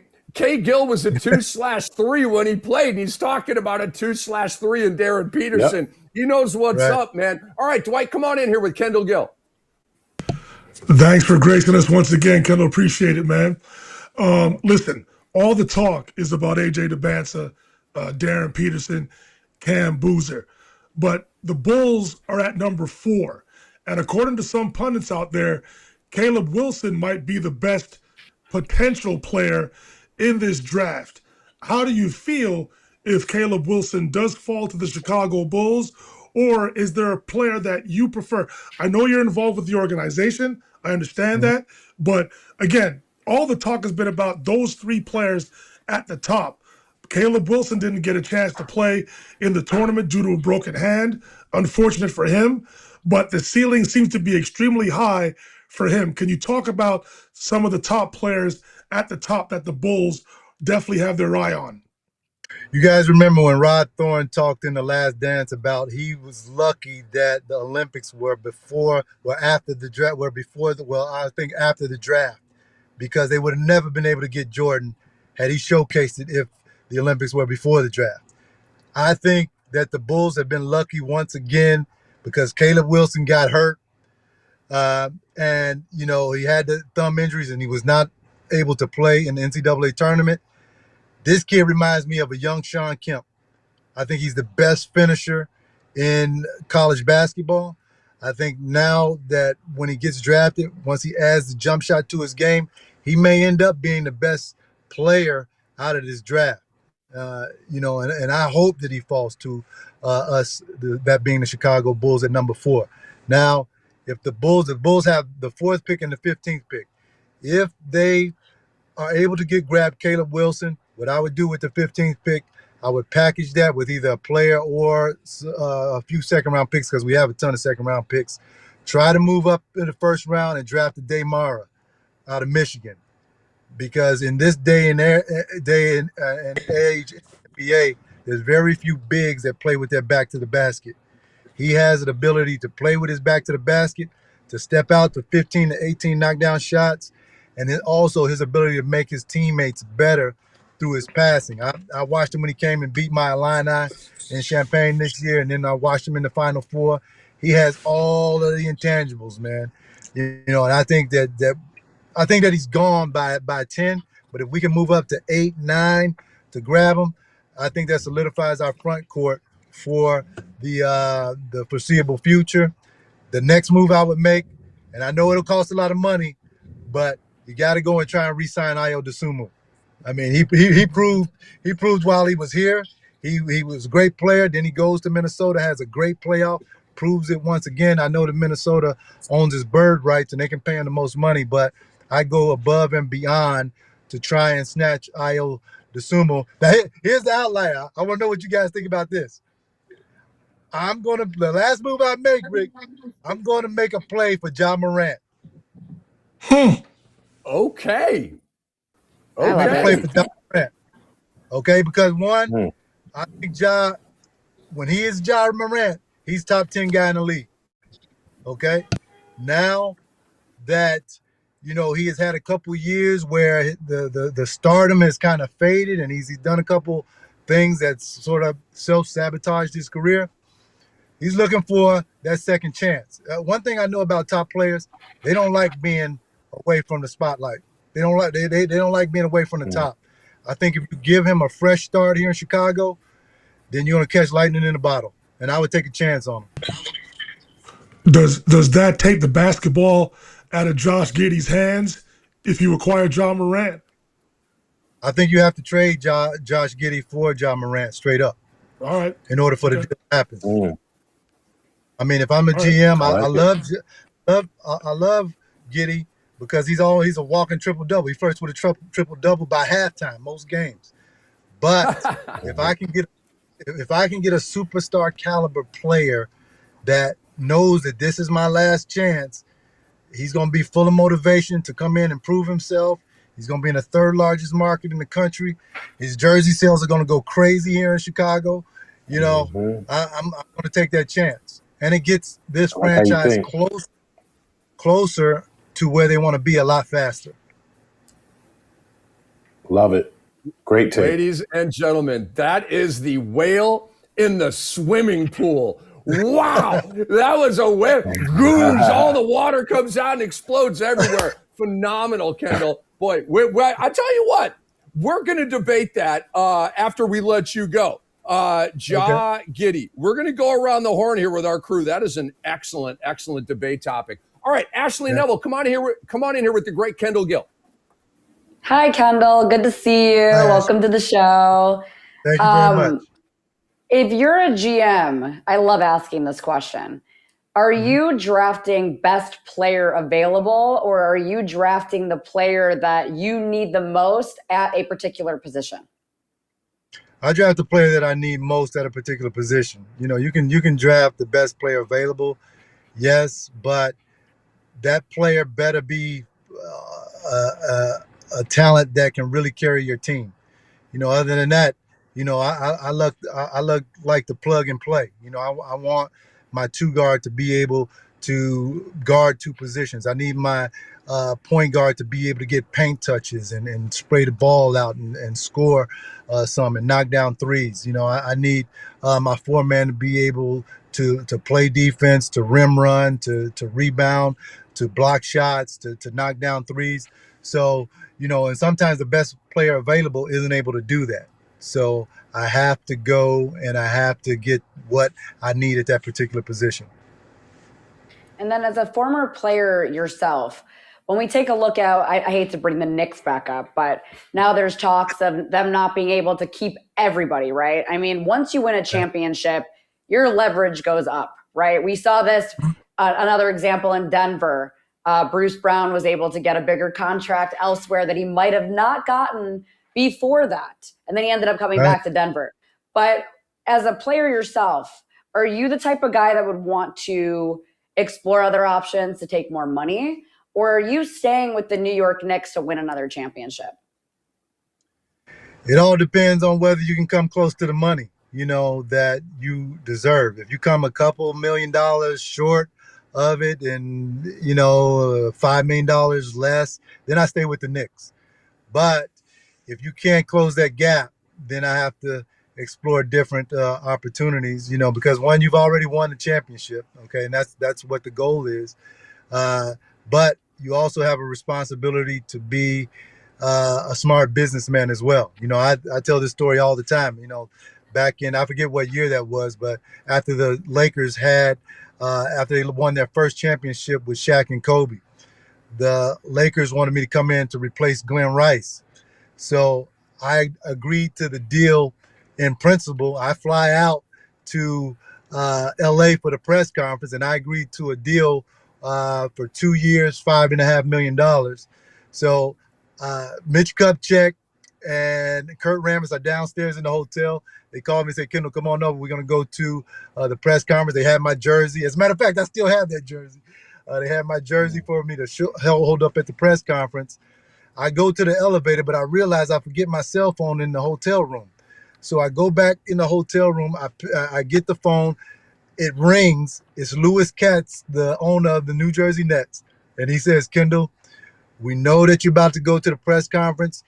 We're prepared to offer you $7 million for 1 year. I immediately, I fall back in my bed and put the pillow over my face, and I'm just cussing at the situation because I really want to go to the Lakers. I really want to go there. But I had to be a businessman. $7 million for 1 year or $5.5 million for 2 years. And back then I was almost towards the end of my career. I was still in my prime, but I knew like 3 or 4 years I'd probably be done.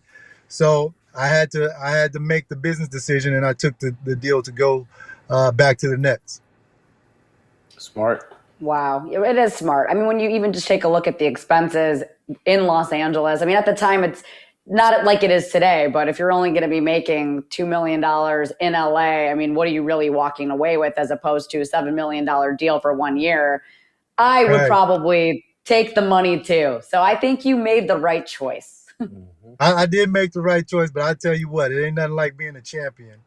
And I think about it all the time, actually, and every once in a while I pull that Lakers jersey out with Gil 12 on the back. I wore 13. I wear 13 because of Will Chamberlain.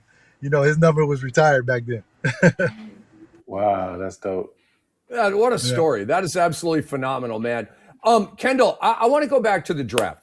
We're going to debate this later on in our show.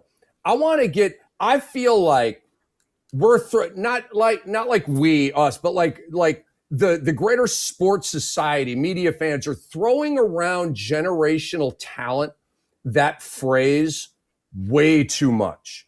Like everybody's a generational talent. Like you're top of the draft, that's not it. A generational talent is LeBron, Shaq, Duncan, Magic, like the upper echelon. Wemby. Right. I'd call Cooper Flagg a generational talent. I really would. I think he qualifies for that. And then you have some guys that we thought were generational talents like Zion and maybe Ja, and it really hasn't worked out that way. But I just feel like people are throwing that around too much. I have like a little pack of questions here. What is a generational talent to you? And do we have 1, 2, 3, or 4 generational talents in this draft? A generational talent to me is a guy that is going to win a couple of MVP awards. Derrick Rose to me was a generational talent. There you go. His career was cut short because of injuries. And, another fellow Chicagoan that we loved here in Chicago, that they still love here in Chicago. He is beloved. You could tell coming out his rookie year that he was a generational talent. I agree with you. I think Cooper Flagg can be a generational talent. And a lot of people don't know this, that Cooper Flagg, his number one asset is that he plays harder than everyone else. I noticed that when I saw him play in AAU. He's discovered the secret. Well, I can play harder than everybody else, but now his skills are starting to catch up with his effort. And that's when you know that he's going to take an extra leap. Do I see a generational talent in this draft? No, not really. I don't see a guy. I see a bunch of good players, a bunch of players that are just below generational talent. But, even though this draft is going to be solid, it's going to be great, I don't know whether they have an MVP out of this draft. I love that answer. And I got one more for you, and we'll go back around the horn. I want to talk to you about Dylan Harper and De'Aaron Fox. And when you were talking about Cooper Flagg and AAU, I saw a video over the weekend of Dylan Harper like going off in a game against Cooper Flagg, and Flagg was guarding Harper, right? Like Flagg was like, hell no, like I know I'm bigger and stuff like that, but I'm trying to put this fire out, and he couldn't, okay? And Harper's out there, I'm number one, and just woofing the whole game, man, and just showing what an absolute badass he is. And then we see it in the playoffs. How do you resolve Kendall Gill? The De'Aaron Fox, Dylan Harper dynamic with the reports. I mean, Vassell said it at the post-game presser. Harper wasn't happy with his role. It's since come out that Harper's camp is going to insist on starting this upcoming season. How do you vet that if you're the Spurs? It's going to be tough because I believe De'Aaron Fox's extension kicks in this coming year. So of course, we know De'Aaron Fox has been a top player in this league a couple of years ago. You could arguably say he was probably top 2, top 3 point guard in the league and when he was with Sacramento. But his role has had to change with the San Antonio Spurs because he's not the top dog anymore. And a lot of people were on him about, De'Aaron Fox was taking too many shots at the end of the game, things like this. Well, that's what he is. That's what he's trying to do. I believe he was the clutch player of the year 2 or 3 times. So you're asking a guy to stop doing what he is used to doing, what he's been successful at. Yeah, his shots weren't going down, at the end of games in this last championship series. But, that's not to say that he won't return to that player. But that being said, the Spurs are in a tough predicament because the way that Dylan Harper played said that I am the man right now. I don't even care about Wemby, okay? He's like, I'm the dude. So, and I was so impressed by his poise. He's playing in Madison Square Garden. Doesn't care whether Spike Lee or all the celebrities are sitting in the front row. Doesn't care whether this game has been broadcast all across the world. He just wants to hoop, and he wants to be the best. That's what I saw, Mm-hmm. So in that case, if I'm the Spurs, I got to find a way, unfortunately, to make room for him, and that could be possibly a trade for De'Aaron Fox. I don't know how you do it, but it's got to be done, or you got to go to De'Aaron Fox and say, listen, we got this young stud, and we want to bring you off of the bench. But I don't know how you bring a guy that's making max money off of the bench like that. I know. And then De'Aaron Fox's camp is going to come out saying, oh, hell no, we're not coming off the bench making 50, right, 55, 60 million a year. And then it's a battle of the camps, and you never want that. The uninsufferable Dr. X, Dwight Walton, either of you guys have another question or two for Kendall? Yes, I do. Kendall, I want to go back to the NBA draft and talk about the Big Ten Conference. Listen, Michigan is going to have 3 first-round picks, I believe. Talking about Adai Mara, Morez Johnson Jr., one of my favorite players outside of the top 10. I think he's a top 10 pick. Yaxel Lundenberg. And from your alma mater, Keaton Wagler. Talk about those 4 players if you can. I think all those players will be gone in the top 15, the top 18 in the draft tomorrow night and Wednesday night. Talk about those 4 players. Listen, first of all, we all understand why Dusty May and those 3 front court players won the national championship, but also speak to the rise of Keaton Wagler and his ascension into the top 5 out of Illinois. Well, starting off with Keaton first, came in at the 3-star, okay? And, I'd heard rumors about how well he was playing last summer against everybody. But when he dropped, I believe it was 46 points against Purdue earlier this season in Purdue. Purdue is one of the toughest places in college basketball to play. He had, I believe, 25, and I'm watching the game with my wife and everything. And I said, if he comes back and he drops, he has another big second half, this kid is a one-and-done guy. So he comes back, he does exactly that. And I think it's because of the poise that he shows. And I tell people this all the time, you have to know your game as a professional. Keaton Wagler knows his game. He doesn't blow you away with his athleticism. He's not that fast, but he knows how to operate in ball screens. He knows how to get into the paint and either spray the basketball out or use his footwork in order to get baskets. He knows how to get to the free throw line. He reminds me of an unpolished 6'6" Jaylen Brunson. That's what he reminds me of. Okay, because you look at Jaylen, he doesn't blow you away with his athleticism. He's not particularly quick or fast. He just knows his game, and he knows how to be successful with it. And I think that Keaton probably will go 5 or 6. I know the Clippers have the 5th pick. I think it's between he and Darius Acuff for the 5th pick, but we'll see what happens with that. As far as the Michigan players, as I mentioned before, I love Damara. I hope that the Bulls move up to get him because I don't think he'll get out of the top 10 because of all the intangibles that he has. With Morez Johnson, of course, Morez, another Chicago kid who left my alma mater. Unfortunately, I was upset about that, and then went to our rival Michigan, and then they won a national championship. So, but I'm happy for Morez. I mean, I've been watching him since he was, 10, 12 years old here in Chicago. And, he is a guy sort of built along the lines of Doran from the Pistons.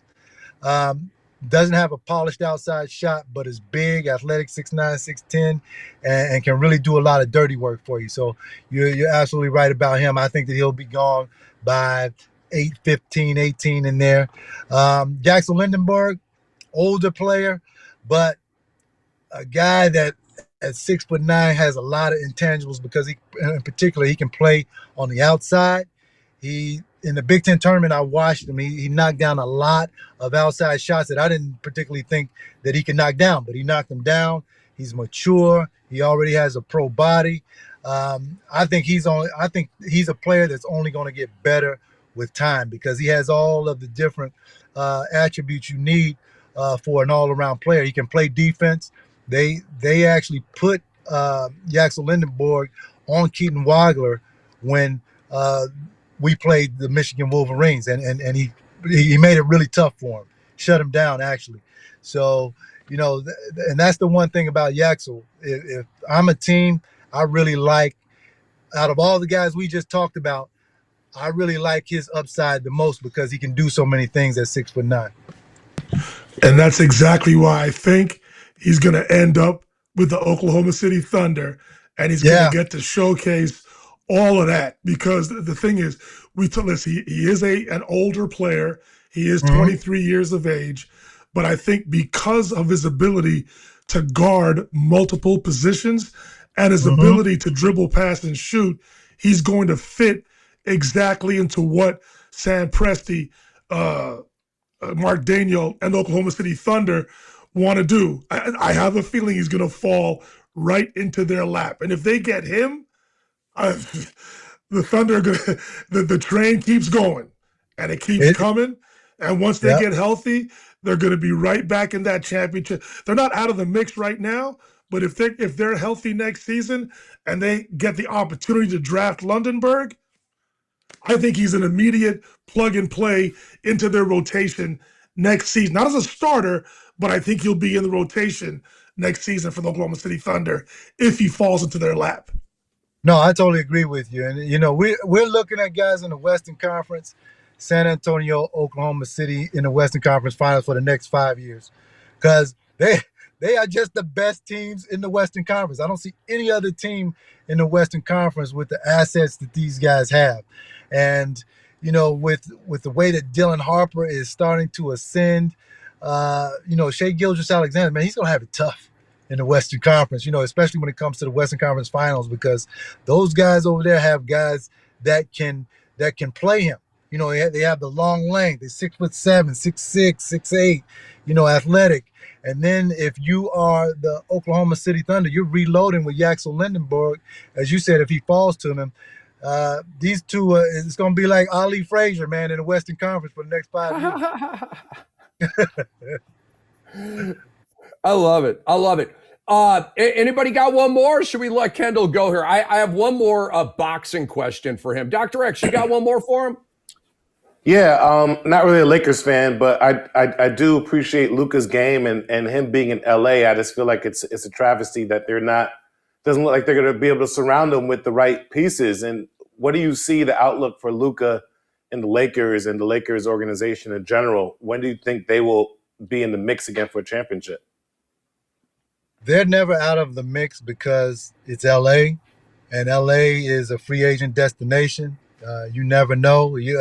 Hell, we don't know. We could be thinking about this Giannis thing, Giannis to Boston, Giannis to Miami, and LA steps in and scoops up Giannis. And now if they do that, now they're right back in play. So, I think that what the Lakers have to do is slowly build. Of course, LeBron is probably at the end of his road. I think that LeBron probably played 1 year, 2 at the most, more. So you have to look at rebuilding from there. But you do have a cornerstone in Luka Doncic, But you got to be able to, if I'm the Lakers, I got to be able to get players like Oklahoma City has amassed, San Antonio. You got to get guys that are long, athletic, that can play defense, that can knock down threes. You got to go with that trend. And, Luka, I love his offense, guys, but he ain't the best defensive player. Okay. So you have to be able to contend with that. But, I think that the Lakers will always be in play. Thank you. Luka the Pigeon Doncic. Never mind. All right, last question for you here, Kendall, and we'll let you go. Who you got in Mayweather-Pacquiao? Oh, Floyd. I got Floyd again. I mean, Floyd, even though he's almost 50 years old, he still has the skill set.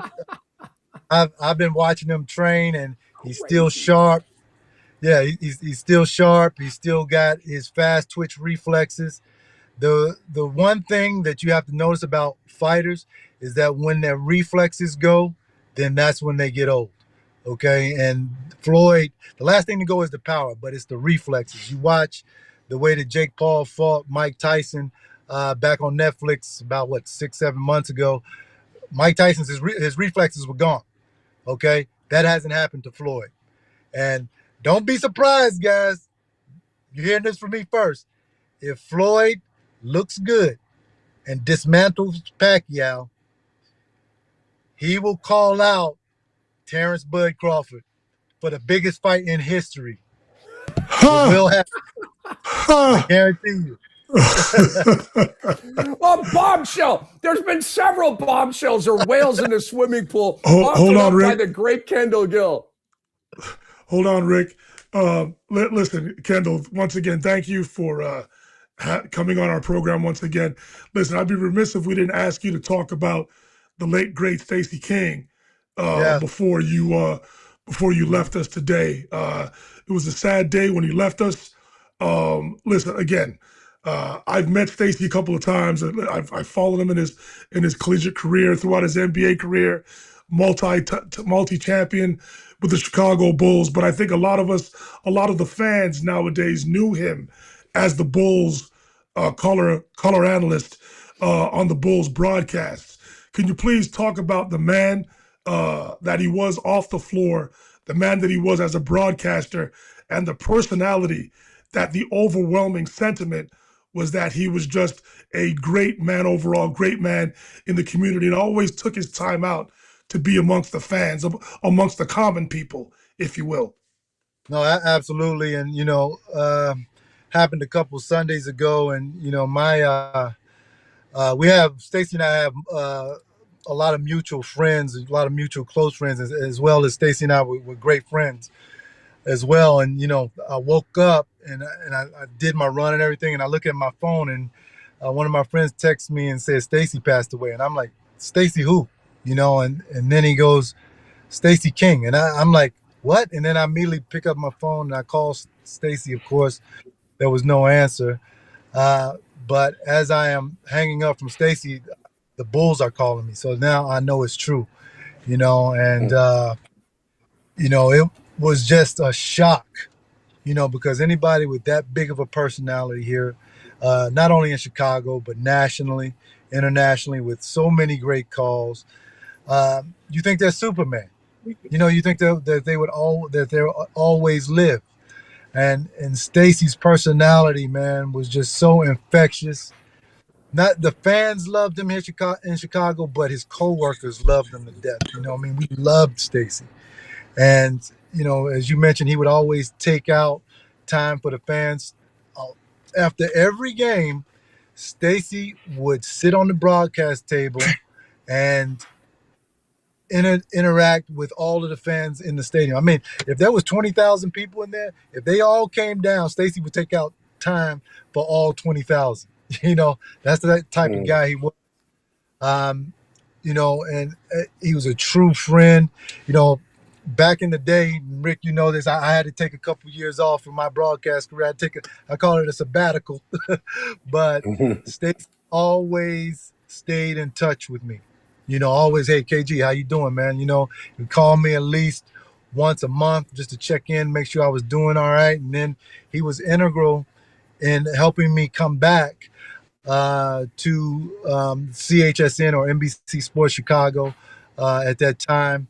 And, just a great guy. And I feel for his family, my condolences and everything. And, I'm telling you, and to show you how important this guy was, when Stacy, when the news happened with Stacy, and everybody found out in Chicago, it became like it was overcast here in Chicago. It was gray. It started raining, like the city was mourning. That's how important he was to us. Not only as a player, but as a broadcaster, as a man. And he just personified Chicago. And he is going to be greatly missed. The broadcast here will not be the same. It's just, I'm still actually in shock, guys. I don't believe it still. Kendall, God bless Stacy. God bless you, all of his friends, his family members. We spent a lot of time the day after he passed talking about it. There were tears shed here on this show. It's beyond sad. It's beyond heartbreaking. And just God bless him on his journey to heaven. Hopefully he's in heaven right now and back home. And I'm getting, caught up right now. But it's unbelievably sad. We're all still in shock. And Kendall, we're just pouring love into you, man, because you were very close to this man. Yeah, thank you so much, man. I mean, we really appreciate it. We're starting to get back to some sense of normalcy here with the Bulls. I mean, we're going to do our first show since Stacy's passing tomorrow with the draft. Normally, he is with us, on set during the show, but we're going to be thinking about him while we do it. No doubt, Kendall. God bless you, my friend. Always appreciate your time, your wisdom, and your excellence, man. Keep up the great work. Have a great summer, and Kendall will be in touch. All right. Thanks, Kendall. Thank you very much. Thank you, Kendall. Thank you. I put that back up. I like the swaggy one in the middle here. Look at Kendall on this is like his model shot.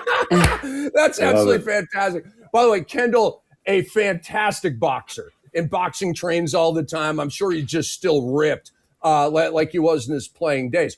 Okay, as promised, ladies and gentlemen, let's do it. We're going to do a 60-second segment here.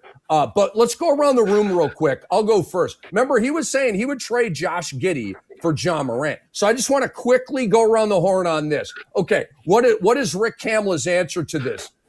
Hell no, I'm not trading Josh Giddey for John Morant. Are you serious right now? Dude, if John Morant has a rehab season, plays 72 games, kicks ass, there's no problems, the numbers are great, the efficiency increases, maybe at that point. But I haven't seen that yet. Josh Giddey's 20, 10, and 10 every night. Okay, can you win a chip with Josh? Is he a championship Batman? No, and no. But I'd rather have him than John Morant, and I'll leave it at that. Let's go to the uninsufferable Dr. X. Dr. X, are you trading Josh Giddey to get John Morant? I mean, I loved Kendall Gill's take. So personally, I would, only because he's telling me who else they would have at that moment. And to have someone like John Morant throwing to a Caleb Wilson, who's a more athletic, lankier Zion Williamson, that makes sense to me.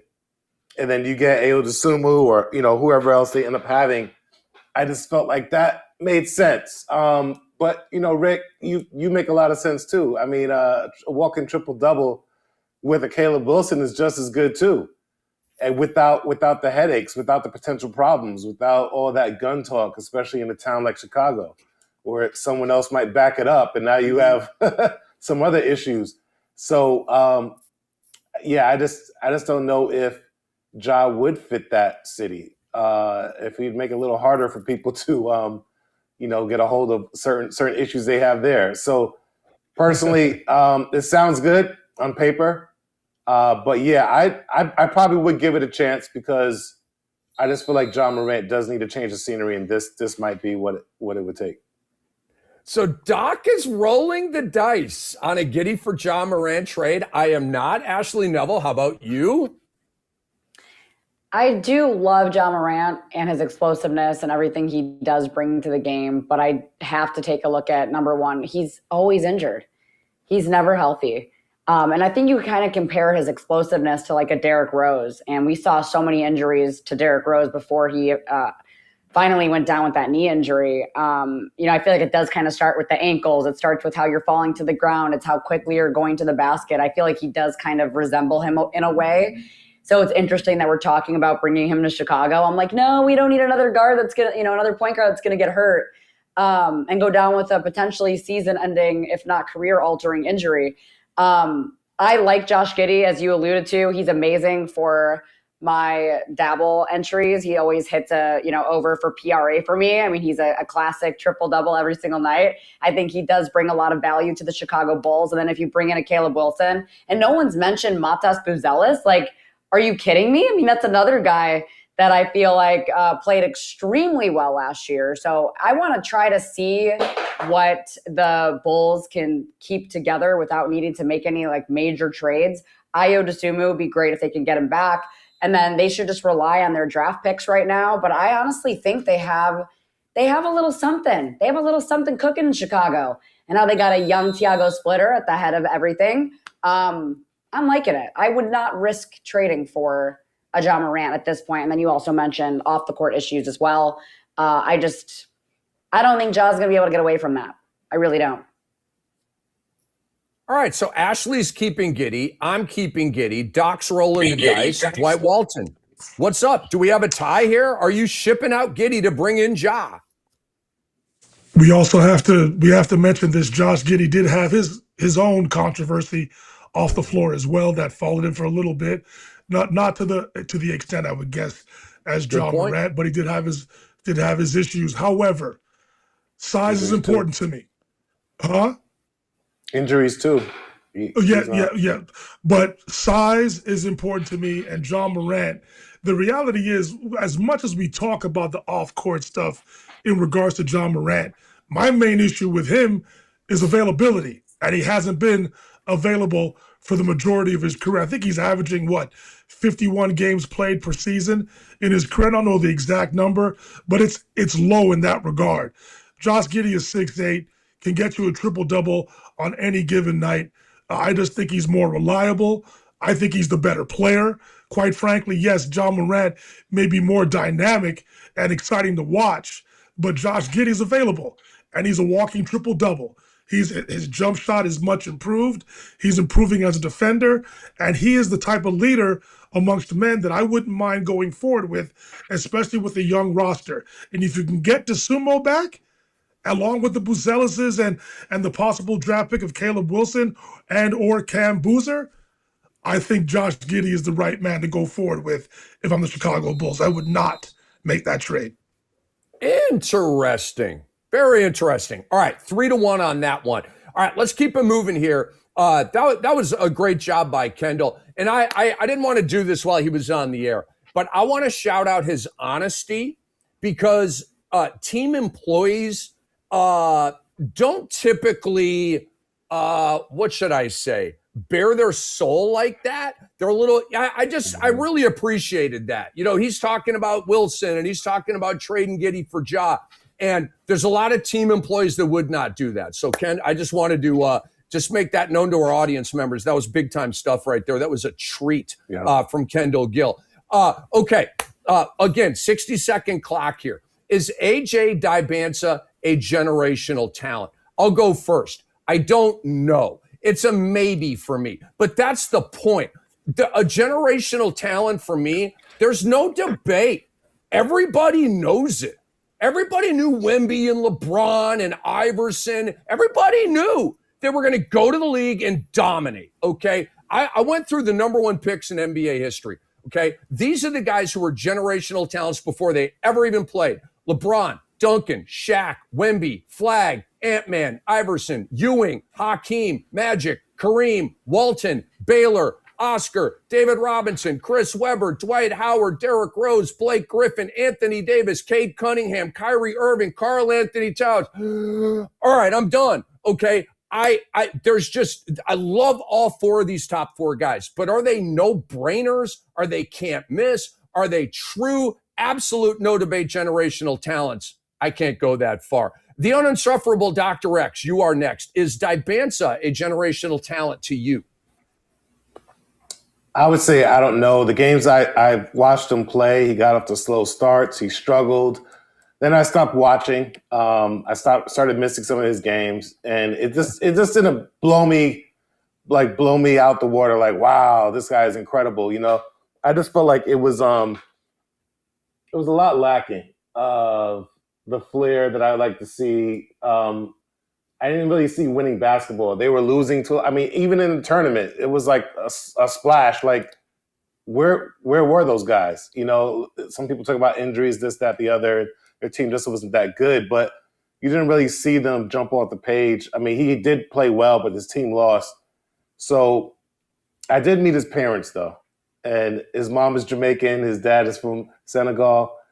Great parents, great energy. And I also like how he interviewed during the NBA Finals. Great guy. I do think he has the intangibles to be a generational talent. And so he does have the metrics as well. So I will say yes, but probably more of a Scottie Pippen, which is not a technically he's a generational talent, but he's not your Batman. You get what I'm saying? He's probably like a 1B. He's a 1B. Yes, he could win a championship, but I don't think he's going to win an MVP. Okay, I love the answer. Dwight Walton, is Dybantsa a generational talent? I'm going to continue the theme of we don't know. All those names you mentioned right now in terms of generational talent, the two names you didn't mention, Kobe Bryant, Michael Jordan, because we didn't know. Did we know what Jalen Brunson was going to turn out to be? My cousin's talking about that he didn't see enough during AJ Dybantsa's college season. We can turn to Dylan Harper and Ace Bailey. Those two guys played for Rutgers. They didn't make their conference tournament, let alone the NCAA tournament. So we don't know how good these players are going to be. So it's difficult to answer this question, because do I think Dybantsa has the potential to be a generational talent? I absolutely do, but it's going to have to play itself out on the basketball floor. But that's why I think he's the number one prospect in this draft, with Darren Peterson basically being a 1A or a 1B to Dybantsa being the 1A. It's very close. Dybantsa has the potential to be a generational talent, but I can't answer that question right now. Not right now. I understand. I didn't make myself clear. That's totally possible. The guys that I mentioned were all number one picks. And so I had a longer list that included Kobe, Jordan, Curry, Durant. I'll just stop there. But those were the number one picks. And I just kind of focused on that, but just wanted to clarify that for our audience. All right. We're getting a lot of, I don't know, which again to me says probably not. Like, I just think it hits you. It hits you in the face, man. It's like, yes, that guy's a generational talent. Ashley, how is Dybantsa hitting you? Is he a generational talent? Well, I'm kind of like all of you, where I don't want to make all these bold claims and then end up all over social media like Becky Hammon and get in trouble for my awful take years I want before. an apology, Ashley. We need an apology around here. We do. But I mean, what if he didn't win the championship? You know, there's always the what ifs, and then her take looks not as crazy. I'm just saying, like, there's always that other side to things where you make a bold claim, and there's a 50-50 chance you could be right or not. I don't know. I think he's a franchise player. Do I think generational? That's yet to be seen. I don't know. I don't think he jumps out as, oh my God, like a Wemby alien type, but it's more of like a congratulations, your franchise finally has a reason to sell season tickets now, you know, finally a reason for guys to want to go and watch the Wizards play. Finally, a reason for people to want to go watch Utah play. I think he's exciting. A very dynamic type of a player, scoring, shot creation, rim pressure, all those things that I think he brings to the table. Any team would be blessed to have this guy, whether he goes 1, whether he goes 2. But generational, I don't see it right now. I hope he proves me wrong because I like him. I mean, I don't want to mention the fact that he lost both games against the University of Arizona this season. I mean, I don't know if that matters, but, you know, I mean, he still did. And he's a guy that's he put up 26 points, 7 rebounds, 4 assists this season. Great numbers, but he wasn't able to do it against my University of Arizona Wildcats. Not that that matters. I just needed to mention that. But generational, no. Franchise player, absolutely. All right. I absolutely love the dichotomy you presented between generational and franchise. Bingo. Brilliant. Because there's a difference. If we asked, is Dibansa a franchise player? Yes. I would say yes to that. I'm willing to go there right now. Generational's a level up. All right. Pop-up debate. And I want to make this really, really quick. I don't even want to spend 60 seconds per person on this. Ashley brought it up. I've actually been waiting to hear Dr. X's answer. Give me a yes or no and then a brief explanation. Okay? Yes or no and then a brief explanation. Ashley, you first. Should Becky Hammon apologize? Should she feel like she has to apologize to Jaylen Brunson? I mean, I think she could admit that she was wrong. But an apology, it's like, did she hurt his feelings? I mean, is he like distraught over this or he can't stop thinking about it? I think she should admit she's wrong. I heard from Dwight told me that she like deleted all her Instagram and she didn't want to deal with all the backlash. And I think you need, since you said it loud with your chest on camera, you gave your opinion multiple times and you doubled down. Now it's at a point where you just got to come out and say, you know what, I was wrong. And Jaylen proved me wrong. I'm happy for him. Let's move on. That's all she needs to do. But now I think she's letting this drag on a little bit longer than it needs to. All right, the uninsufferable Dr. X. Should Becky Hammon feel like she has to apologize to Jaylen? I think a redeeming quality is when you can admit you're wrong and also at the same, loudness, the same platform that you said it with, to actually lean into it and say, you know what, I was wrong. Because it wasn't like Jaylen Brunson just won a championship. He won a championship as the guy, overshadowing Wemby's greatness as a 1A and doing it in the dramatic fashion. So I feel like she should honestly just lean into it, be on the podcast, say why she said what she said, because she had reasons which were valid that were correct. She just discounted the whole Isaiah Thomas. He never brought up Isaiah Thomas, which would have kind of debunked a little bit of her argument. But she was saying the vast majority of guys, she just kind of leaned in too hard saying, you can't, it's impossible, it won't happen, I'm on record. So just be on record of saying you were wrong. I think Jaylen Brunson, the way he performed, actually showed that he was that guy. And it was undeniable. So I think she needs to kind of just lean into it. I think it'll be great for her career if she cares. Obviously she does because she blocked her Instagram or put it on lock, whatever it is. So she does care enough. So just be on the podcast, lean into it. Those guys are great at that. They're not going to take it personal. I think Jaylen Brunson only used it as fuel. So he should be saying thank you, in his own way. You know what I mean? He used it as fuel to fuel that fire to make him even better. And that's what great people do. Awesome answer. Dwight Walton, should Becky Hammon feel like obliged to apologize to Jaylen Brunson? Thank you. Thank you for framing the question that way. I don't think she's obligated to apologize. We're all in this business to give our takes, our opinions, and more often than not, we're wrong. We would love to be right 100% of the time. You guys know me. I've already had take integrity. I've apologized to Cade Cunningham, to Jalen Brunson. I've apologized for some of the takes that I've had ever since being on this podcast, starting back in October. But in terms of Becky Hammon, I don't think she has to. She said what she said. She was strong about it. You look at Draymond Green apologizing to Jalen Brunson. It was awkward, but I think he felt obligated to do it because he wanted to be the man. I'm a man. I'm going to hold myself accountable. Let me do it. But you saw how Jalen Brunson was looking at Draymond Green. I just think, like to my cousin's point, go on a podcast and say I was wrong. But to have to apologize to Jalen himself, I don't think it's necessary. We're in this business to give our takes, to give our opinions. People are going to agree or they're going to disagree. It is what it is. Just say it with your chest.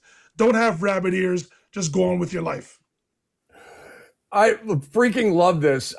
Doc, I got to go back to you real quick. Can you please imitate your first cousin saying Cade Cunningham? Cade Cunningham. Cade Cunningham. I gotta get it. No matter what I said, but Cade Cunningham. I gotta get it. That's exactly it. Cade Cunningham is better than Jalen Brunson. He just is. Best. It is the best.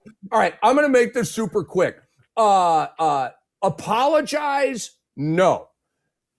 Admit you were wrong at some point. Like, after the next Vegas Aces game, she doesn't have to start out, guys, I just want to start out, with a soliloquy or a monologue, and I was wrong. You don't need to do that. Guys, Becky Hammon is a GOAT times 2 as a player and a coach. She is a gangster among gangsters, okay? She is a hard-ass coach.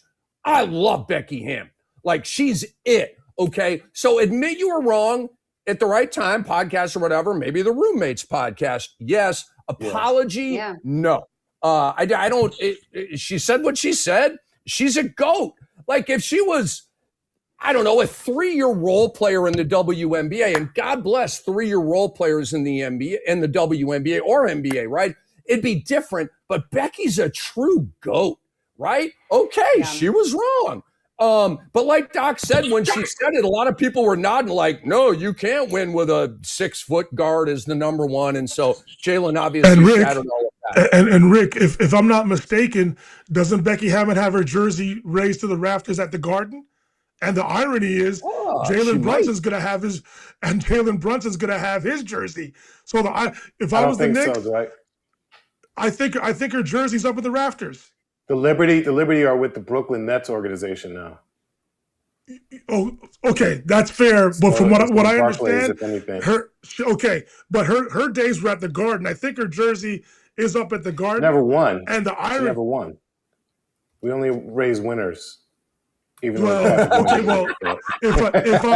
I'm, it's up there with the Cup championship. Check into that. I think her jersey's up there. Check into it. I'm putting Witherspoon way before hers. What I can tell you, I just looked it up. Becky Hammond's jersey is up at the Frost, whatever center down in San Antonio. What are they? Frost Bank Center, whatever. Her jersey is up there. It is not up at the Garden. It is not up at Barclays, and it's up at Michelob Ultra Arena in Las Vegas. So that's where it belongs. Yeah, so I think it's worth noting that Kenyon Martin's jersey isn't anywhere. So the last one he went off on her in the podcast, I thought what he said was very disrespectful to a legend in the WNBA, a woman that has multiple championships, also as a head coach with the Las Vegas Aces. You could say that she was wrong and should come out and have to say she was wrong without having to equate it to her gender. I thought it was really distasteful. Especially when you take a look at her career versus his career. And to me, she had a better career. So, and then we also take a look at all these men who give their awful opinions on ESPN First Take every single day and say crazy things like, oh, a championship is just a participation trophy. And then you're going to say, oh, a woman's not entitled to make a mistake or say something wrong. But we have men on these airwaves making horrible takes who never even played basketball. So I want to preface by saying, like, just because she said something wrong, you shouldn't have to go and talk about her gender the way that he did. I just thought it was really disrespectful. And honestly, I felt that he's better than that. I feel like a lot of men are better than that, to have to say, oh, just because a woman says something wrong or you disagree with, all of a sudden, oh, it's because she's a woman. She's not worthy of talking basketball, and she's not worthy of an NBA opinion. That's completely out of bounds. Whether it's on a bar stool, side by side at a urinal in a bath, wherever you are, that's completely out of bounds. To shame somebody's opinion because of their gender. Yeah, like you said, you can disagree and all that kind of stuff, but I miss that. But hearing you guys explain it, completely out of bounds. And so let's keep it moving here. Is Darren Peterson a generational talent? Ooh, the plot thickens. I'm going to go first here. Again, it's a maybe, okay? I watched him play. I did not get Kobe vibrations or Ray Allen vibrations. Maybe I got Beal vibrations. And I don't know where this combo thing comes from. I watched Darren Peterson. I see a 2, okay? I don't even see a 3. What is he, 6'4", 6'5"? Maybe he could play some 3 in today's NBA, but I see a 2-3. I see a swing man, not a point guard. And so I don't know with Darren Peterson. I don't know. I would take Dibanza over him. I'm not crazy about guys that try to orchestrate where they're going before the draft. Feels a little arrogant to me. But some guys got that swagger and got that game, and they pull it off. John Elway did it. Eli Manning did it. It's been done. It's kind of a turnoff for me with all of those guys. Like, but some guys orchestrate it. Maybe he is that dude and has that power and that leverage to wield it. I just don't know right now. I say right now, not a generational talent, but a franchise player. Dr. X, is Darren Peterson a generational talent to you?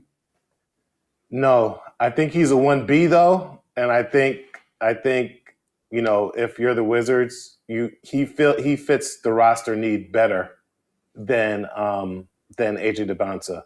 I just think he fits better. I just feel like it's going to be a lot of standing around, looking around to see AJ Debonsa kind of grow into his role and grow into greatness. It's going to be painful. I think AJ actually fits better in Utah. And I think Darren Peterson fits great alongside Trae Young. I do think he is a 1B, though. So I'll be clear. I think he's a Nickeil Alexander-Walker. I think that's really his floor.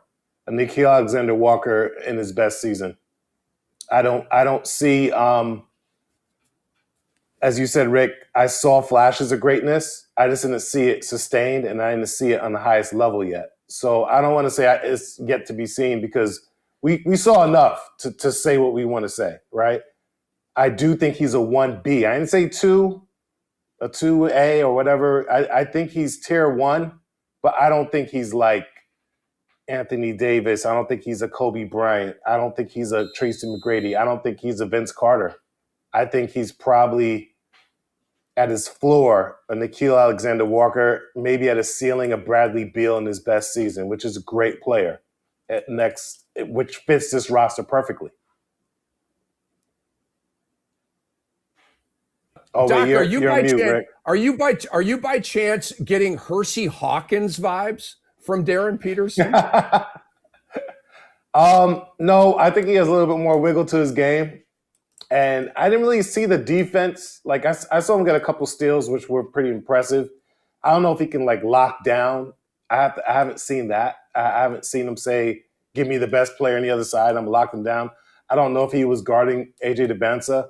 I don't know if he had the height to even do that. I don't think he did. So I know some people are saying he's a two-way player. That's yet to be seen in the NBA. I don't think he's guarding up like Stephon Castle. Show me. All right. So completely I think offensively, yes. Offensively, he looks smooth. And all I saw was Bradley Beal. But I didn't see Kobe. I didn't see Tracy. I didn't even see the metrics. I know they say he's 6'6", but he looks like 6'4", 6'5". But he does have the shoulders. He totally has the shoulders. And in the NBA, if you know how to use your shoulders, you're going to get far. And the shoulders also, if you have those wide shoulders, you have the ability to add muscle to that. And then, like, you know what I'm saying? So, like, you can see it right there. He's got a really good body structure. Really has a frame. Yep. You know, what's funny to me is the level of analysis that you get, the beyond the surface analysis you get from the uninsufferable Dr. X. Because I thought he was just going to have a laugh at the Hersey Hawkins comparison, and he literally broke it down. That was next level, dude. That was absolutely next level. Thank you, my brother. Hey, all you youngins out there, look up Hersey Hawkins. He was a nice player back in the day. Seattle Supersonics. Yes, on the fantastic with Kemp and Peyton and all those guys. He was a really good player, man. Ashley, is Darren Peterson a generational talent? If AJ's not, then I don't think Darren is. But again, he can surprise us. I love his game. I think he's going to do a lot in the NBA this year. I know that we had some concerns this season with his availability and dealing with some health issues. So I'm hoping that can get squared away by the time the NBA season starts, which it should. He seems like he's fully healthy now. To me, he has a different type of a skill set, like we've been kind of talking. I know some people want to say Kobe, MJ. I don't want to put him there yet. I still want to see more. Generational talent, no. Franchise player, yes. I think he could go either one or two, and he's going to make an impact right away. Okay. Dwight Walton, do you see Darren Peterson as a generational talent? I said it in my response when I was talking about AJ Debinsa. I just think it's a maybe, but I think Debinsa and Darren Peterson have the potential to be generational talents. When you're being compared to Kobe Bryant and Ray Allen, I have to say that Peterson has a chance to be a generational talent. Again, and I'm going to steal Ashley's response, definitely can be a franchise player. Is he going to be the franchise player for the Washington Wizards or the Utah Jazz going forward? That remains to be seen. But when you talk about Darren Peterson, I know about all the offensive skill set that we've seen this year in college, but he also, to add to his 6'5", 6'6" in height, he has a 6'10" wingspan. I've seen him block shots on the perimeter. He has the potential to be a Dwayne Wade type of two guard defensively, to where he could be in the top 10, top 20 in terms of shot blocking, and that's at the two guard position. So again, the sky's the limit for this kid. The only off-court issues that we're talking about was his lack of availability this year. But I'm going to listen to NBA Radio Sam Mitchell, who coached him in AAU. I'm going to believe what he says. All that talk about all the off-court issues is a smokescreen. You're getting a player who has tremendous work ethic, loves to play basketball. That's the key. He loves his job, loves to play, wants to learn, can be coached. Let's see if that turns him into a generational talent. And I want to go to Dwight Walton first with this next segment. Dwight, are you ready? I have two more draft questions for you all. Again, 60-second clock. If you're the Washington Wizards, Dwight, your beloved Washington Wizards, are you trading the number one pick, a.k.a. AJ Dybantsa, to Utah if Ace Bailey and the number two are coming back to Washington? That's a lot of wing players. You're talking about Peterson going to the Wizards along with Ace Bailey. There's a glutton right there. There's my godson, Keyshawn George. There's Trey Johnson. There's Bilal Coulibaly. There's Bub Carrington. There's somebody I'm forgetting right now. I can't remember. There's the twin Champagne, right? It's a log jam at that perimeter position. I'm not sure if that's the direction. That's the only reason I'm thinking the Wizards are going to draft Debinsa, because there isn't the log jam in their front court. The perimeter, I think they're set. They have a nice roster that's built for today's NBA. It's been baptism by fire for all those guys. They were given the opportunity to play in the NBA rather than struggling in the G League. So that's where they've gained a lot of experience at the NBA level. So again, Peterson is great. Dibanza is great. Ace Bailey, I don't know. A lot of potential there as well, but it'd be a log jam on the wing. So I'm not sure if that's the way the Wizards want to go right now. They feel pretty confident in what they have. I think they want to add to the front court more than they want to add to the wing. Okay, Dr. X, I think we got your answer earlier, but now you got a full minute to flesh it out. Are you trading Dibanza to Utah to get the Deuce and to get Ace Bailey? 100%. And I wouldn't even. I mean, let's discuss Ace Bailey's, acceptance into the Utah fold. He didn't want to be there. His agent or his uncle, whoever that was throwing out statements that he didn't want to be. He didn't want Utah to draft him. He doesn't want to be there. So I feel like he just played nice this year. He had a pretty decent rookie season. I think he's a good piece to go play in a market like DC, and he fits that. But if I'm the Washington Wizards, I'm going to be a little greedy. First off, I'm going to make sure I draft AJ Dibanza because you can't go wrong by drafting AJ Dibanza. But then another team like Utah who has all these assets wants him, and the owner wants him.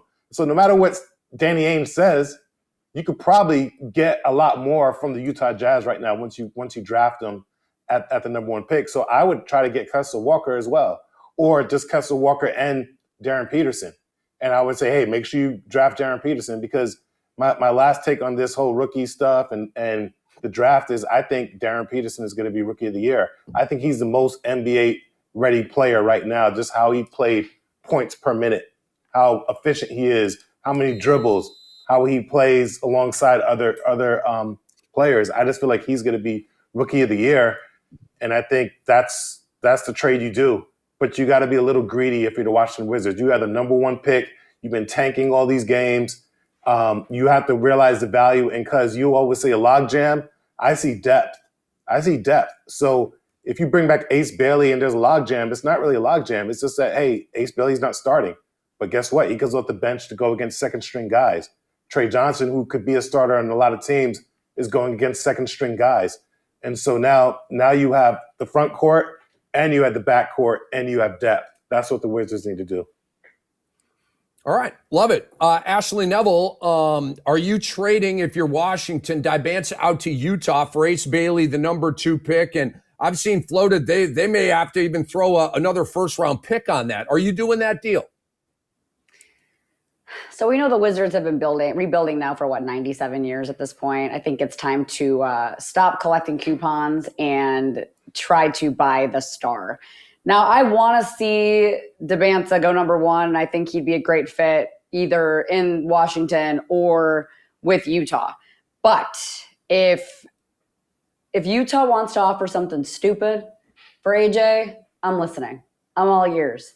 Now, I think if they can offer an Ace Bailey, someone was saying a number 2 and a future first, I think Washington has to listen to that. And I do think right now the Wizards are finally in this position where they have all the leverage and they're controlling this draft and they can get what they want. And either way they go, to me, they're still going to be making noise in the Eastern Conference. I'm gonna stay with AJ Dibanza. I feel like he's too good of a player to pass up and trade him. I'm going to stick with AJ. I'm going to have him play alongside Trae Young, Anthony Davis, and all the pieces that they have right now. I think that they've been trying to build this now in the draft for the last couple of years, and I feel like they want to see it come into fruition. Okay. You were kind of leading me down a yes, and then it was a no. All right, Ashley, I see you. She is not doing it. Rick, just remember, Rick, you've heard me say, I in my heart of hearts, I just feel that Dibanza's going to somehow end up in Utah, but I think the Wizards should keep Dibanza if they draft him. But again, I'm not going away from my theory that Dibanza is going to end up in Utah. They've been tanking for the better part of 2 seasons now. That's who they want. that's who they've targeted.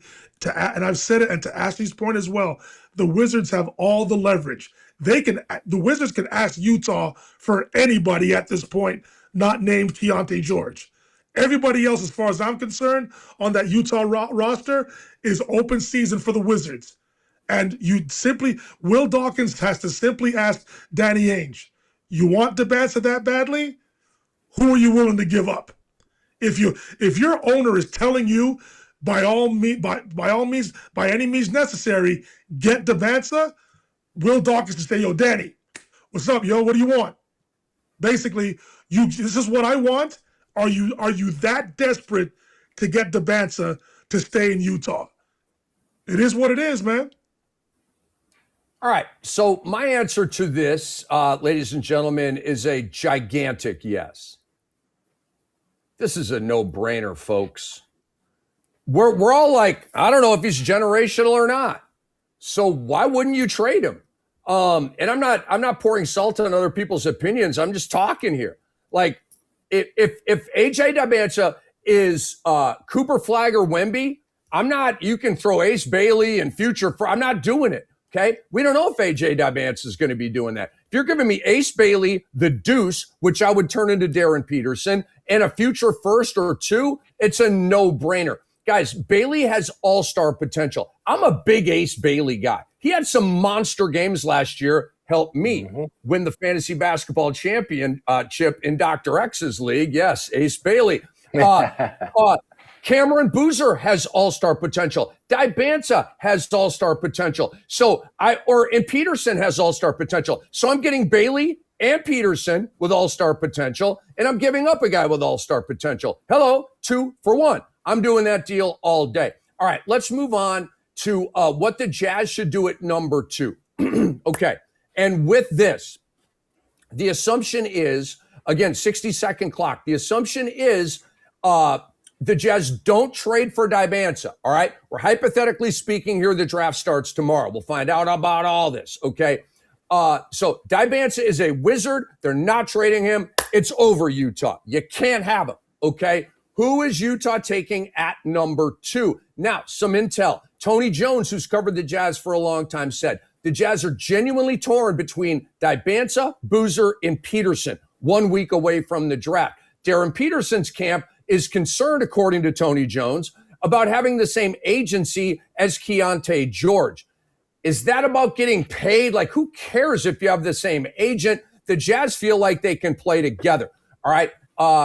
And so there's that. And then one more thing. Darren Peterson's camp, according to Grant Afseth, wants to land at number 1 with Washington or 3 with Memphis, and he does not want to go to Utah at number 2, a la Ace Bailey from last year. Dr. X.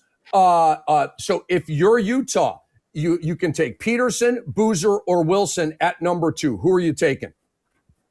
I'm going with Darren Peterson because I feel like that's their best way to get AJ Debanza. I think that needs to happen draft day, and I think it will mirror what we saw with Luka Doncic and Trae Young. And I think there's some precedence with that, and I'm sure Trae Young is probably saying who he wants to play with. But let's say it's not Darren Peterson. Let's say they say, you know what, we don't, AJ is gone. We didn't get the first pick, and they already moved on way before we did. I would say Caleb Wilson. I mean, I'm a sort of a Dookie because I did my fellowship at Duke University, but I went to medical school at University of Connecticut. And so I met some further Dookies at a meeting I was at last week. And, the whole thing that happened with UConn versus Duke and the last minute shot and all that. I'm saying this to say Boozer, I get it. I know he's probably a 2010 guy in the league, but I just don't see it. He doesn't jump off the screen to me. I don't know if he's going to be any better than who's that player from Sacramento who's playing overseas now? He was, if you could just help me out here, because the former Nick. No, it was a Greek Trey player, Lyles. I think. Is he better than Trey Lyles? Oh, Is Cameron Boozer better than Trey Lyles?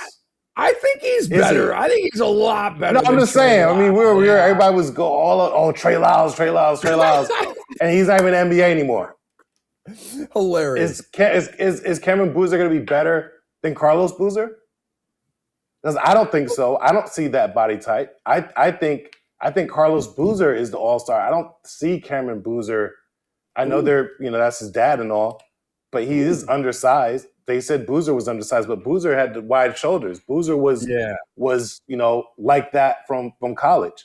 I just don't think Cameron Boozer, and I think because we spoke about that. You were big on Koa Pete, and you were big on Caleb Wilson. You weren't like goo goo gaga about Cameron Boozer. So I think Caleb Wilson should go number 3. I think he should. And I think based off of what we had Kendall Gill saying that Sean Kemp, he's like a Sean Kemp comp. I think Sean Kemp would go probably 1, 2, or 3. And I think Caleb Wilson, you're going to find out, is that guy. And I think a lot of people are going to miss out. So I would go Caleb Wilson, and then I would trade him for Anthony Davis because he can't stay healthy. He's the other side of his career. I would trade Anthony Davis for Caleb Wilson. And Caleb Wilson should play for the Washington Wizards. They have 2 draft picks now, two draft picks. You see what Doc just did right there? I mean, he's reorchestrating the entire NBA. Those were bombshells from Dr. X. A very tough act to follow for his first cousin, Dwight Walton. Dwight, you've been talking about the Jazz in this pick all year, dude. Tomorrow we find out. Who are you taking at number 2 if AJ Dybance is off the board? I'm going to take the safe route, and I'm going to lean on people that I find credible on social media, particularly on Twitter. The talk I'm hearing about Cam Boozer is that he's a lot better than he's being given credit for. He's a 20-10 guy, ACC Player of the Year, got his team deep at the tournament, IQ off the charts. I think his IQ is off the charts, because he's from the lineage in the Boozer family, with his father Carlos being in the NBA to begin with. But he brings that IQ, that professionalism, that no controversy off the floor type of individual to a team. And I just think the Boozer connection with the Jazz is going to have them leaning heavily towards Boozer rather than Peterson, because of Peterson potentially not wanting to be in Salt Lake City. That plays a role. Boozer is the safer pick. I think the Jazz will take Boozer at number 2 and let Peterson drop to Memphis. Peterson will be happier. There won't be any problems to deal with. They're already going through it, allegedly, with Ace Bailey. So I think rather than having 2 problems, they'll take the safer player, the safer bet, and the Boozer connection in Cameron Boozer. That's who I think the Jazz will draft if they don't get Dybance somehow. Hey, Rick, can you guys look up real quick after we take the next take? When Caleb Wilson played against Boozer, I believe Caleb Wilson outplayed him. Am I right or wrong? Or at least let's get the stats and make our own decision on that. Yeah, I'm gonna look up. I'm gonna go to his game log while Ashley is giving us her answer right here, and I'll find his games against Duke. Ashley, Dybance is off the board. You're Danny Ainge. That was so awkward. I'm so sorry for that. You are the president of the Utah Jazz. Let's rephrase that. Who are you taking at number 2 if Dybance is off the board and you can't have him? It's interesting because I was kind of going to lean on Dwight's take as well, just because of the Boozer connection with his dad being a scout. I feel like it would make the most sense. But, Utah isn't afraid if a player doesn't want to go there. They did draft Ace Bailey even after the fact. But I do think if a player doesn't want to be there, why would you want to draft them? If they've explicitly stated they don't want to be there, I just don't see the point in drafting a Darren Peterson, even though I do think that he'd be better than a Boozer. But I do agree with Dwight, too. Boozer deserves a lot more credit than he's getting. He's not just a guy that can space the floor, but he has a willingness to pass. He could shot create. And he does a lot more than just, everything he does in the paint as a big man. So I think we need to give him a little bit more credit. I think he's more of a versatile player. But who they go with number 2, I know they want AJ. Like Dwight said earlier, they've been tanking to be able to get the number 1 pick this year. That was their main goal, is to keep AJ in Utah. So who do they go with? To me, it's a toss-up between Darren or Cameron Boozer. But I wouldn't be surprised if they pivot and they go for Boozer, just because of those connections as well. All right. So a couple of things here.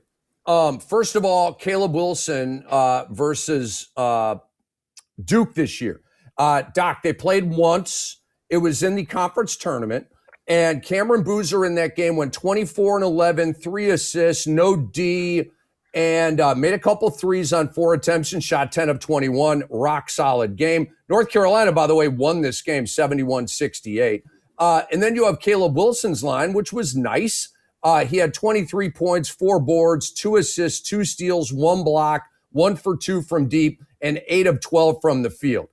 So he was absolutely fantastic. Comments on that, now that you know the stats? I think his stats are impact winning. 20 and 10 doesn't always mean W's, as we saw with Giannis. And I just think his game doesn't really translate to NBA. He plays like a stiff big man. I don't know if he's grounded yet. Obviously, my cousin doesn't like grounded players, Rick. He wants. I like dynamic players. I like players that can put it on the floor. That's what he wants. Yeah, I see Trey Lyles at the floor.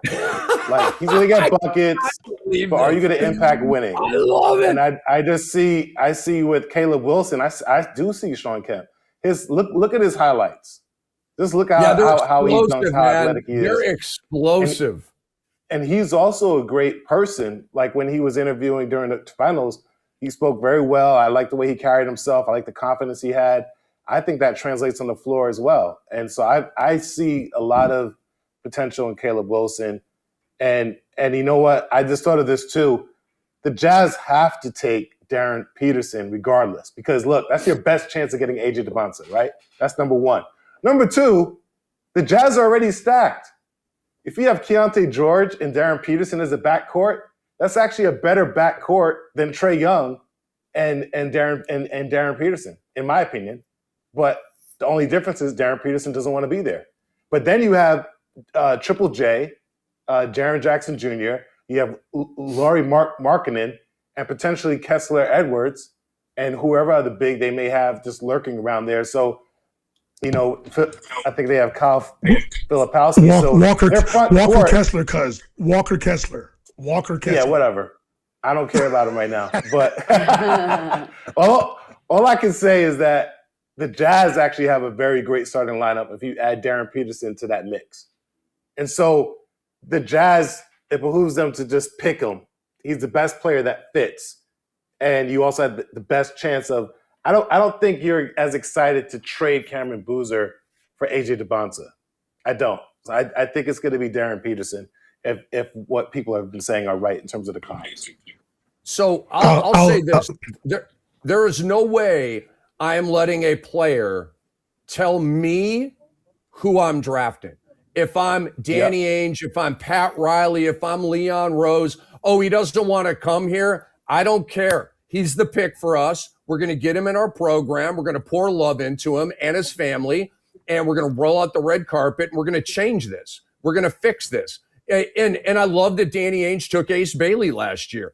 Ace, love you. I mean, I get it. You don't want to come to Utah, Salt Lake City, blah, blah, blah. It's cold as hell and all this kind of stuff. I don't care. You're the pick for us. All right, so let me give you my answer here. I'm taking Cameron Boozer, folks, at number 2 if I am the Utah Jazz. And it kind of opened my eyes a little bit what you were saying, Doc, and I'm less confident about it now. But I'm letting Walker Kessler walk, okay? This misguided player, so many other things I wanted to say, is turning down $140 million. Cuckoo. Walker Kessler, you're cuckoo for Cocoa Puffs. Walk. Bye. Go find that money elsewhere, bro. You never play anyway. So here's what I'm doing if I'm Utah. JJJ's my center. Boozer's my 4. Markkanen's my 3. I have the biggest front line in the NBA, and I'm versatile, okay? Bailey's my 2. George is my 1. My bench is Filipowski, Sensabaugh, Collier, and Cody Williams. Let's go make the playoffs, and let's move on to our next topic here. We got to go back to Dusty May. Okay, and then we're going to do our rant, and we're going to start getting ready for the draft, all of us on our own time. Doc already gave us the answer here. Is Dusty May the right coach for Cooper Flagg? Dwight Walton, you go next on this. What do you think? Masai Ujiri's already said it. They want to build from the ground up. They've identified Cooper Flagg as the player that they want to build around. That clearly tells me that Kyrie Irving, Daniel Gafford, Derek Lively, maybe not so much Lively, but Kyrie Irving, Klay Thompson, and Daniel Gafford are on the open market. Dusty May, he knows he's a culture builder. He knows how to build winning programs, now a winning franchise. Excellent at skill development. He's in the Brad Stevens mold, Joe Mazzulla mold of analytics. He knows how to identify talent. He brought a Michigan team that had 8 wins just 2 years ago to a national championship. He knows how to deal with pro players, with NIL money. He did it at Michigan. Now he's making the natural leap to the NBA, and he knows if this fails, he will get a college job within 5 minutes of his firing from the Dallas Mavericks if he so chooses to go back to the collegiate ranks. Excellent hire, excellent coach, culture builder, winner, excellent skill developer, knows how to be around excellent players, elite athletes. Excellent hire by Masai Ujiri. The future is bright. This is Masai Ujiri identifying we have a generational talent in Cooper Flagg, who's still 19. He's going to be 20 this summer. That's how good he is. Dusty May is the right choice for this franchise going forward. I disagree, and I'll tell you why in a minute. Ashley Neville, though, goes before me. Was Dusty May the right coach? Is he the right coach for Cooper Flagg? Well, we don't know yet, right? We don't know what next year is going to look like or the year after, but based on his pedigree in, college, I think he's done a great job and everything he was able to. I mean, he became the first coach since 1988 to leave college immediately after winning a national title. And when you take a look at the roster he was able to construct there in Michigan, as Dwight alluded to, he knows what he's doing, and I trust him. But I don't know. That's yet to be seen. But I do need to say that I love this trend the NBA is going in now, where they're starting to hire young, fresh, new head coaches. We've seen for so long that every coach was getting recycled. The same old school coach, old school traditional coach, and now they're going younger. And they're trying to rebuild from the ground up with some younger players. So I'm loving this hire. But I will say I do feel bad for Michigan.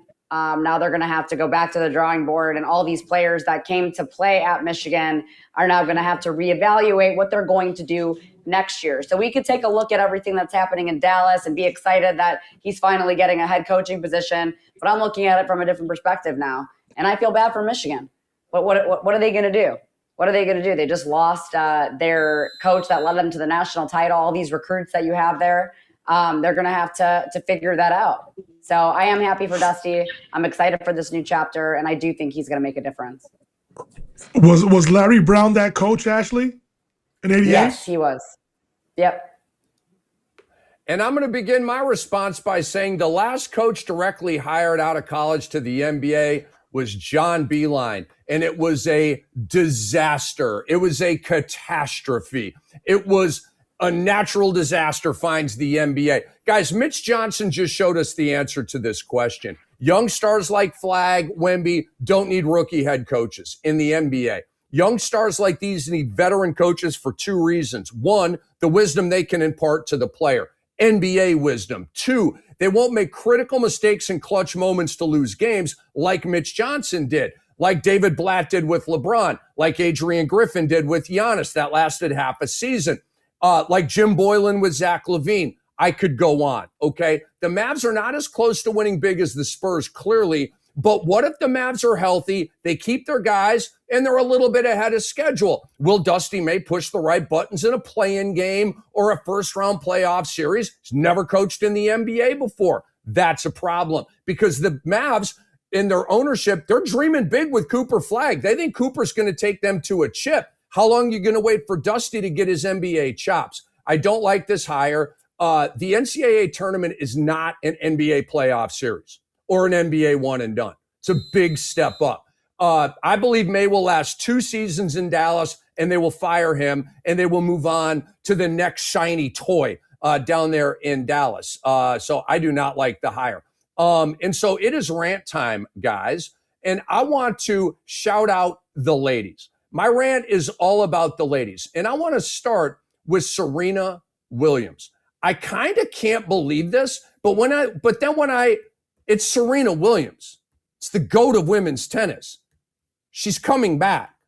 Like, not in an exhibition, not like Venus versus Serena, and people are going to spend a lot of money. It's going to be fun to watch them, but, it's not really, for a plate or a trophy or anything. Serena Williams is going to compete at Wimbledon, okay? And she's a wild card because she hasn't been playing, so she doesn't have a ranking and all that. 7-time Wimbledon champion, all right? Wimbledon starts, by the way, Monday, June 29th, okay?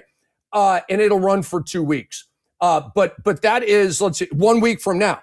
Okay, so Serena might be playing tennis 1 week from today. It'll either be the 29th or the 30th, and I promise you I will not miss that, okay? I guess unless we're on the air, and then I might, but I'll have it up on TV. But I cannot wait to see what game she has left. Is she still dominant? Is she still phenomenal? Okay, 23-time Grand Slam winner. She's my GOAT. I guess if you're 120 years old, you might say Margaret Court of Australia is the GOAT. She has 24 women's titles in Grand Slams. Serena has 23. But Serena did it in the Open era, which is much, much different. All right. Steffi Graf, by the way, has 23. All right. So Serena's got one more than her. The GOAT of women's tennis is back, and I'm fired up. And then one last thing here. I want to shout out Nneka Ogwumike, and I want to shout out the WNBA. They celebrated their 30th anniversary last night with the Liberty and Sparks game. Closing seconds. It's Wheeler driving. Wheeler caught up in the air. Nneka for the win at the buzzer. I actually think that might have been a better live call than Ryan Rucco's last night. He got a little tripped up on the game-winning live call. Ryan, love you. But anyway, Nneka Ogwumike, splasher. And by the way, a very much-needed win for the LA Sparks. Guys, I'm a crier. I don't know if you know this or not. I'm a crier. Cry a lot, right? And it's anyway, like I'm in tune with my emotions. I think that's the right way to put that. So after the game, and the scene was great. They mobbed Nneka, and she's like, so happy. And then Angel Gray goes over and interviews her. A couple of questions, like 3 questions. Okay, she's giving answers. And then Angel asked her, because it was the 30th anniversary, right? You had Lisa Leslie in the house. You had all of these legends in the house, right? The 30th anniversary of the first WNBA game, which Lisa Leslie was in. It was Sparks and Liberty way back in the day. And so 30 years later, boom, we get a buzzer beater from Nneka, the president of the Women's, Players Association, and one of the GOATs on planet Earth. And I'm not throwing it around when I talk about her because she is a first ballot Hall of Famer, no doubt. And she nails it. But Angel asked her, about, I forget the exact question, but it was about something about any special meaning with all the legends in the house. And Nneka started tearing up. And then I started tearing up. And then Nicole Briscoe of ESPN started tearing up, okay? When they went to Briscoe and Eves, by the way, the best sports center right now going. They have a great vibe, connection with each other. Anyway, it's fantastic. But Briscoe was like, I was getting misty right there. Me too, okay? Because Nneka said she started tearing up as she talked about all of the ladies that paved the way for them. And yes, the new CBA is just looking great and all that kind of stuff. But she talked about all these women that didn't get paid what they were worth. And she pretty much couldn't talk after that. She got all choked up and started tearing up. And that was kind of the end of the interview. And I'm on my couch going I'm like Misty. I literally have a couple of tears streaming down. It's kind of the way I roll. But shout out to Nneka. Shout out to all the ladies that paved the way for the current WNBA players. And they should know. I think they get a lot of love, and rightly so. But these contemporary players talk a ton about their love and appreciation for the ladies of yesteryear and what they did to help them in their lives and their careers, and just continue pouring back into those older legends, like our girl Chastity And it just was a real feel good, the moment of the year for me in the WNBA so far. So it's not a rant, more of a celebration of women in sports right here. I want to keep it on a positive tip today. And shout out Nneka, shout out Serena. And that's it. That's all I got. Let's go to Ashley Neville. Ashley, what is your rant or final word here on the show? How are you going to go from being positive? And I was going to go and rant on something that I've already kind of ranted on here before, because I mean, that was just amazing. I feel like we should have just ended the show on that note, because I was watching some of those games last night, and I feel like the WNBA is in an amazing position right now. These games are electric. These girls are playing hard. Even last night's game, Minnesota looked like they were going to win it, and a couple costly turnovers at the end there, really cost them the game. And Olivia Miles is balling out. Sonia's been balling out. I think the WNBA is in a really good place. That wasn't really what I was going to talk about, but I kind of wanted to just go back off of what you said. And anyone that wants to talk about women's basketball, I mean, if you're talking badly about women's basketball, like, you're clearly not watching. And it's just going to get better from here when you take a look at some of these girls that are in college, even coming out of high school. These girls are getting even better at the skill level. But I mean, I was just going to go on a rant about the CBA and how I just can't stand the fact that these players voted on this. I don't know if they really thought about the repercussions down the stretch. I mean, it's kind of went from, the NBA, like, the offseason used to be about stars, and now it's about who has the best accountant, right? Like, now looking into the first apron, the second apron, and not going over the luxury tax, and then all these strict regulations once you do. Listen, I get you want to create more parity in the league. I totally understand that. I mean, I'm sick of players teaming up and superstars, and then it doesn't work out. We've seen it happen multiple times, and we want to be able to see teams like the Oklahoma City Thunder and smaller markets being able to have that opportunity to make it to a championship and actually build from the ground up, built, not bought. But right now, I just think we're seeing the repercussions of putting such a strict cap with all of this different rules and regulations. I don't want to see the Lakers win every time. I don't want to see the Knicks now if they, win. I don't want to see the Celtics winning every time. I don't want to see the same teams over and over again. But I get why they did it. However, I think it's going to bite players as well who are trying to go for those max contracts. But are they going to be able to win without being able to have more cap space for bringing in other players? So that was going to be my rant. I know I've talked about it before. We're just seeing a lot of the repercussions of it right now, and I'm not loving it. It's just going to get even more difficult and challenging from here. Dwight Walton can remember your boy Cam talking on NBA radio, and I said time and time again, I cannot believe the players signed and ratified this CBA. It is absolutely diabolically terrible for them, especially the rank and file players. The guys that should be making 8, 10, 12, 13, 14, and they're making 4, 5, 6, right?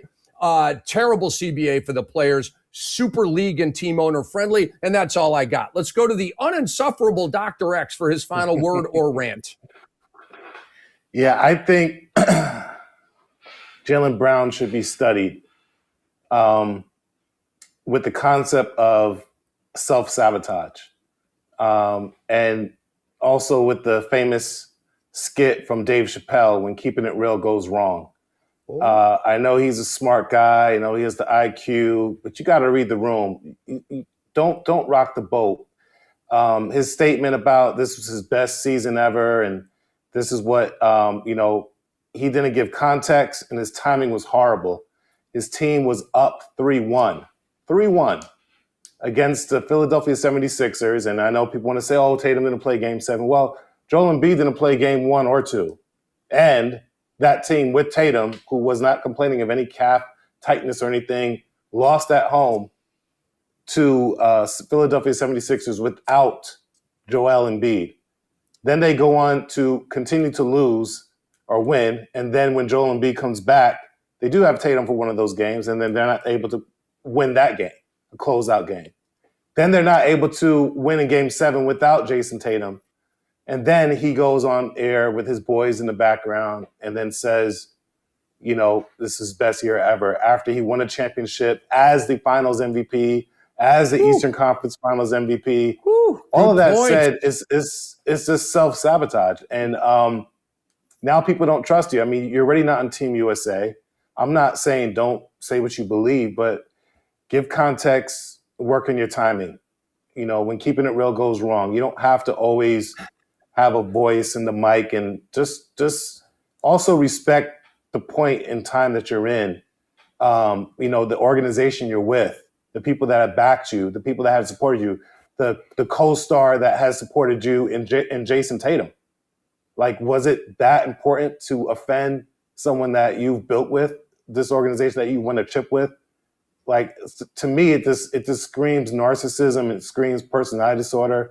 It screams a lot of things that teams are not going to want to have on their roster, and probably has messed up a lot of potential destinations that would have been perfect for him, including the Boston Celtics. I'm hoping now, with that said, that the Boston Celtics do see the greatness that he's brought to their organization and now give him a chance and show some grace and realize the person they do have and not try to recreate the wheel, just kind of tweak.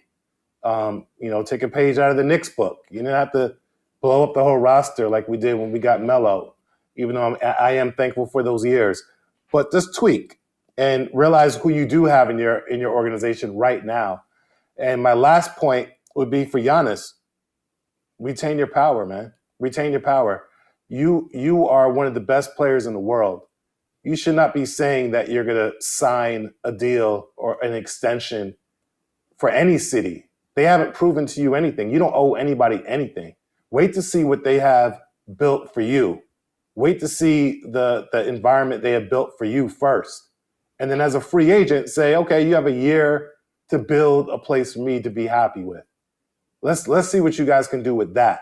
And then I'll sign as a free agent wherever that is. And maybe take less money, or maybe take, you know, whatever it is. But, you know, if you want to win another ring, go to the right team. You can't know who the right team is before the NBA draft. That's impossible. It's impossible to know that you have a winning roster right now. So you shouldn't be saying you got to sign any extension. You have all the power. Retain it as one of the best players in the world. Let them prove to you why you should go there. And that's my rant. Before we go to Dwight, I want to go around the horn one last time. And literally, I want a one-word answer right now. No explanation, no clock. I want a one-word answer. And Dwight, I'm going to get your answer and then your rant at the same time.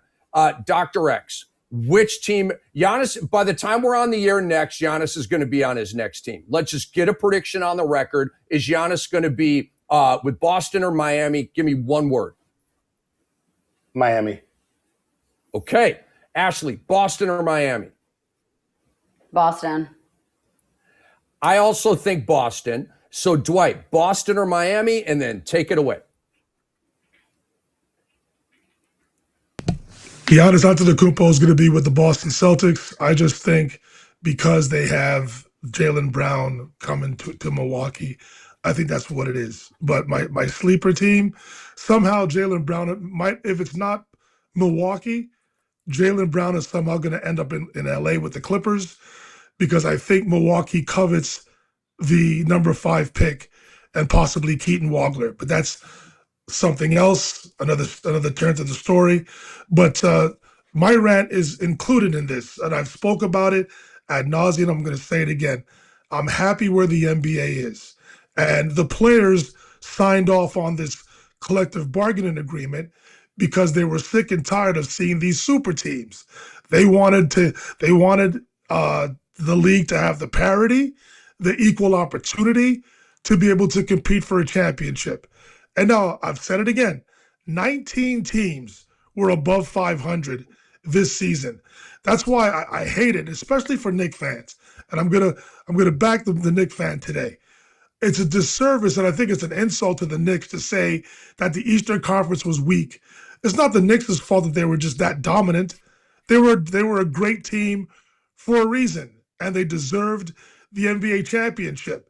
It doesn't matter how they played against the Hawks, the Sixers, the Cleveland Cavaliers. The Knicks did what they had to do against the competition in front of them. And yes, it's only one team in the Western Conference that the Knicks had to face, And it was the team that I said all season long that if the Knicks played the Spurs in the finals, that for some reason there's a comfortability with the Knicks against the Spurs, and the right team won. Granted, the Spurs may have outplayed them for 70% of the series in terms of minutes, but a game isn't 70%. It's 100%. And the Knicks executed when it mattered most. Their experience showed, and they had the ultimate and best closer in the game in Jaylen Brunson. I'm loving the parity. And because the Knicks won this past season, because of Victor Wembanyama, because of Oklahoma City Thunder, because of the Detroit Pistons, because of the Orlando Magic, because of the Indiana Pacers when healthy, GMs are on the clock in their offices right now, and their cell phones, and I'm sure most of them have an extra cell phone, if not two extra cell phones. They're all blowing up because they're trying to keep their roster to get their roster to the point of where they want to compete and to give their fans an honest effort. I'm loving this. This is the way the NBA is supposed to be. This is the way all professional sports are supposed to be. I know baseball doesn't have a salary cap right now. Maybe that's coming down the pike, especially because of what the Dodgers are able to accomplish with all the money that they have. And it's going to spill over to the Lakers. I've been having this conversation with Ashley privately through texts. Are the Lakers going to go into the second apron? Because they're desperate to give Luka Doncic a roster that they promised him in the summer of 2026 so they can compete for a championship. Do you keep the band together? Do you give Austin Reeves the money that he wants? Do you give LeBron James $20 to $30 million? Do you go out and try to acquire a Giannis Antetokounmpo? The Lakers are desperate right now. They want to be in the championship picture. But with their roster, JJ Redick will tell it to you himself privately. He may not say it publicly. He'll say it privately. We need more athletes.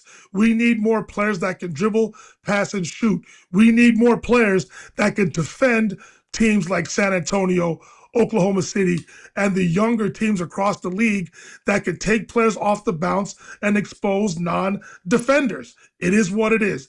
I love where the NBA, the GMs are earning their money. This is the way it's supposed to be. And I'm glad. And this trade this week, the draft on Tuesday night and Wednesday night, by the time we're on air on Thursday, the league, I think, is going to look markedly different than what it is right now. And that's why I love the NBA. It's the beauty of the NBA. Parity is back. We haven't had a returning champion in 9 seasons. I think it's going to happen again next season because the CBA dictates that. It is what it is. That's the reality. Fans have to deal with it. They have to live with it. And this is what the players and the owners signed off on. Get used to it. It's going to be fun to see. I can't wait for this summer and next season.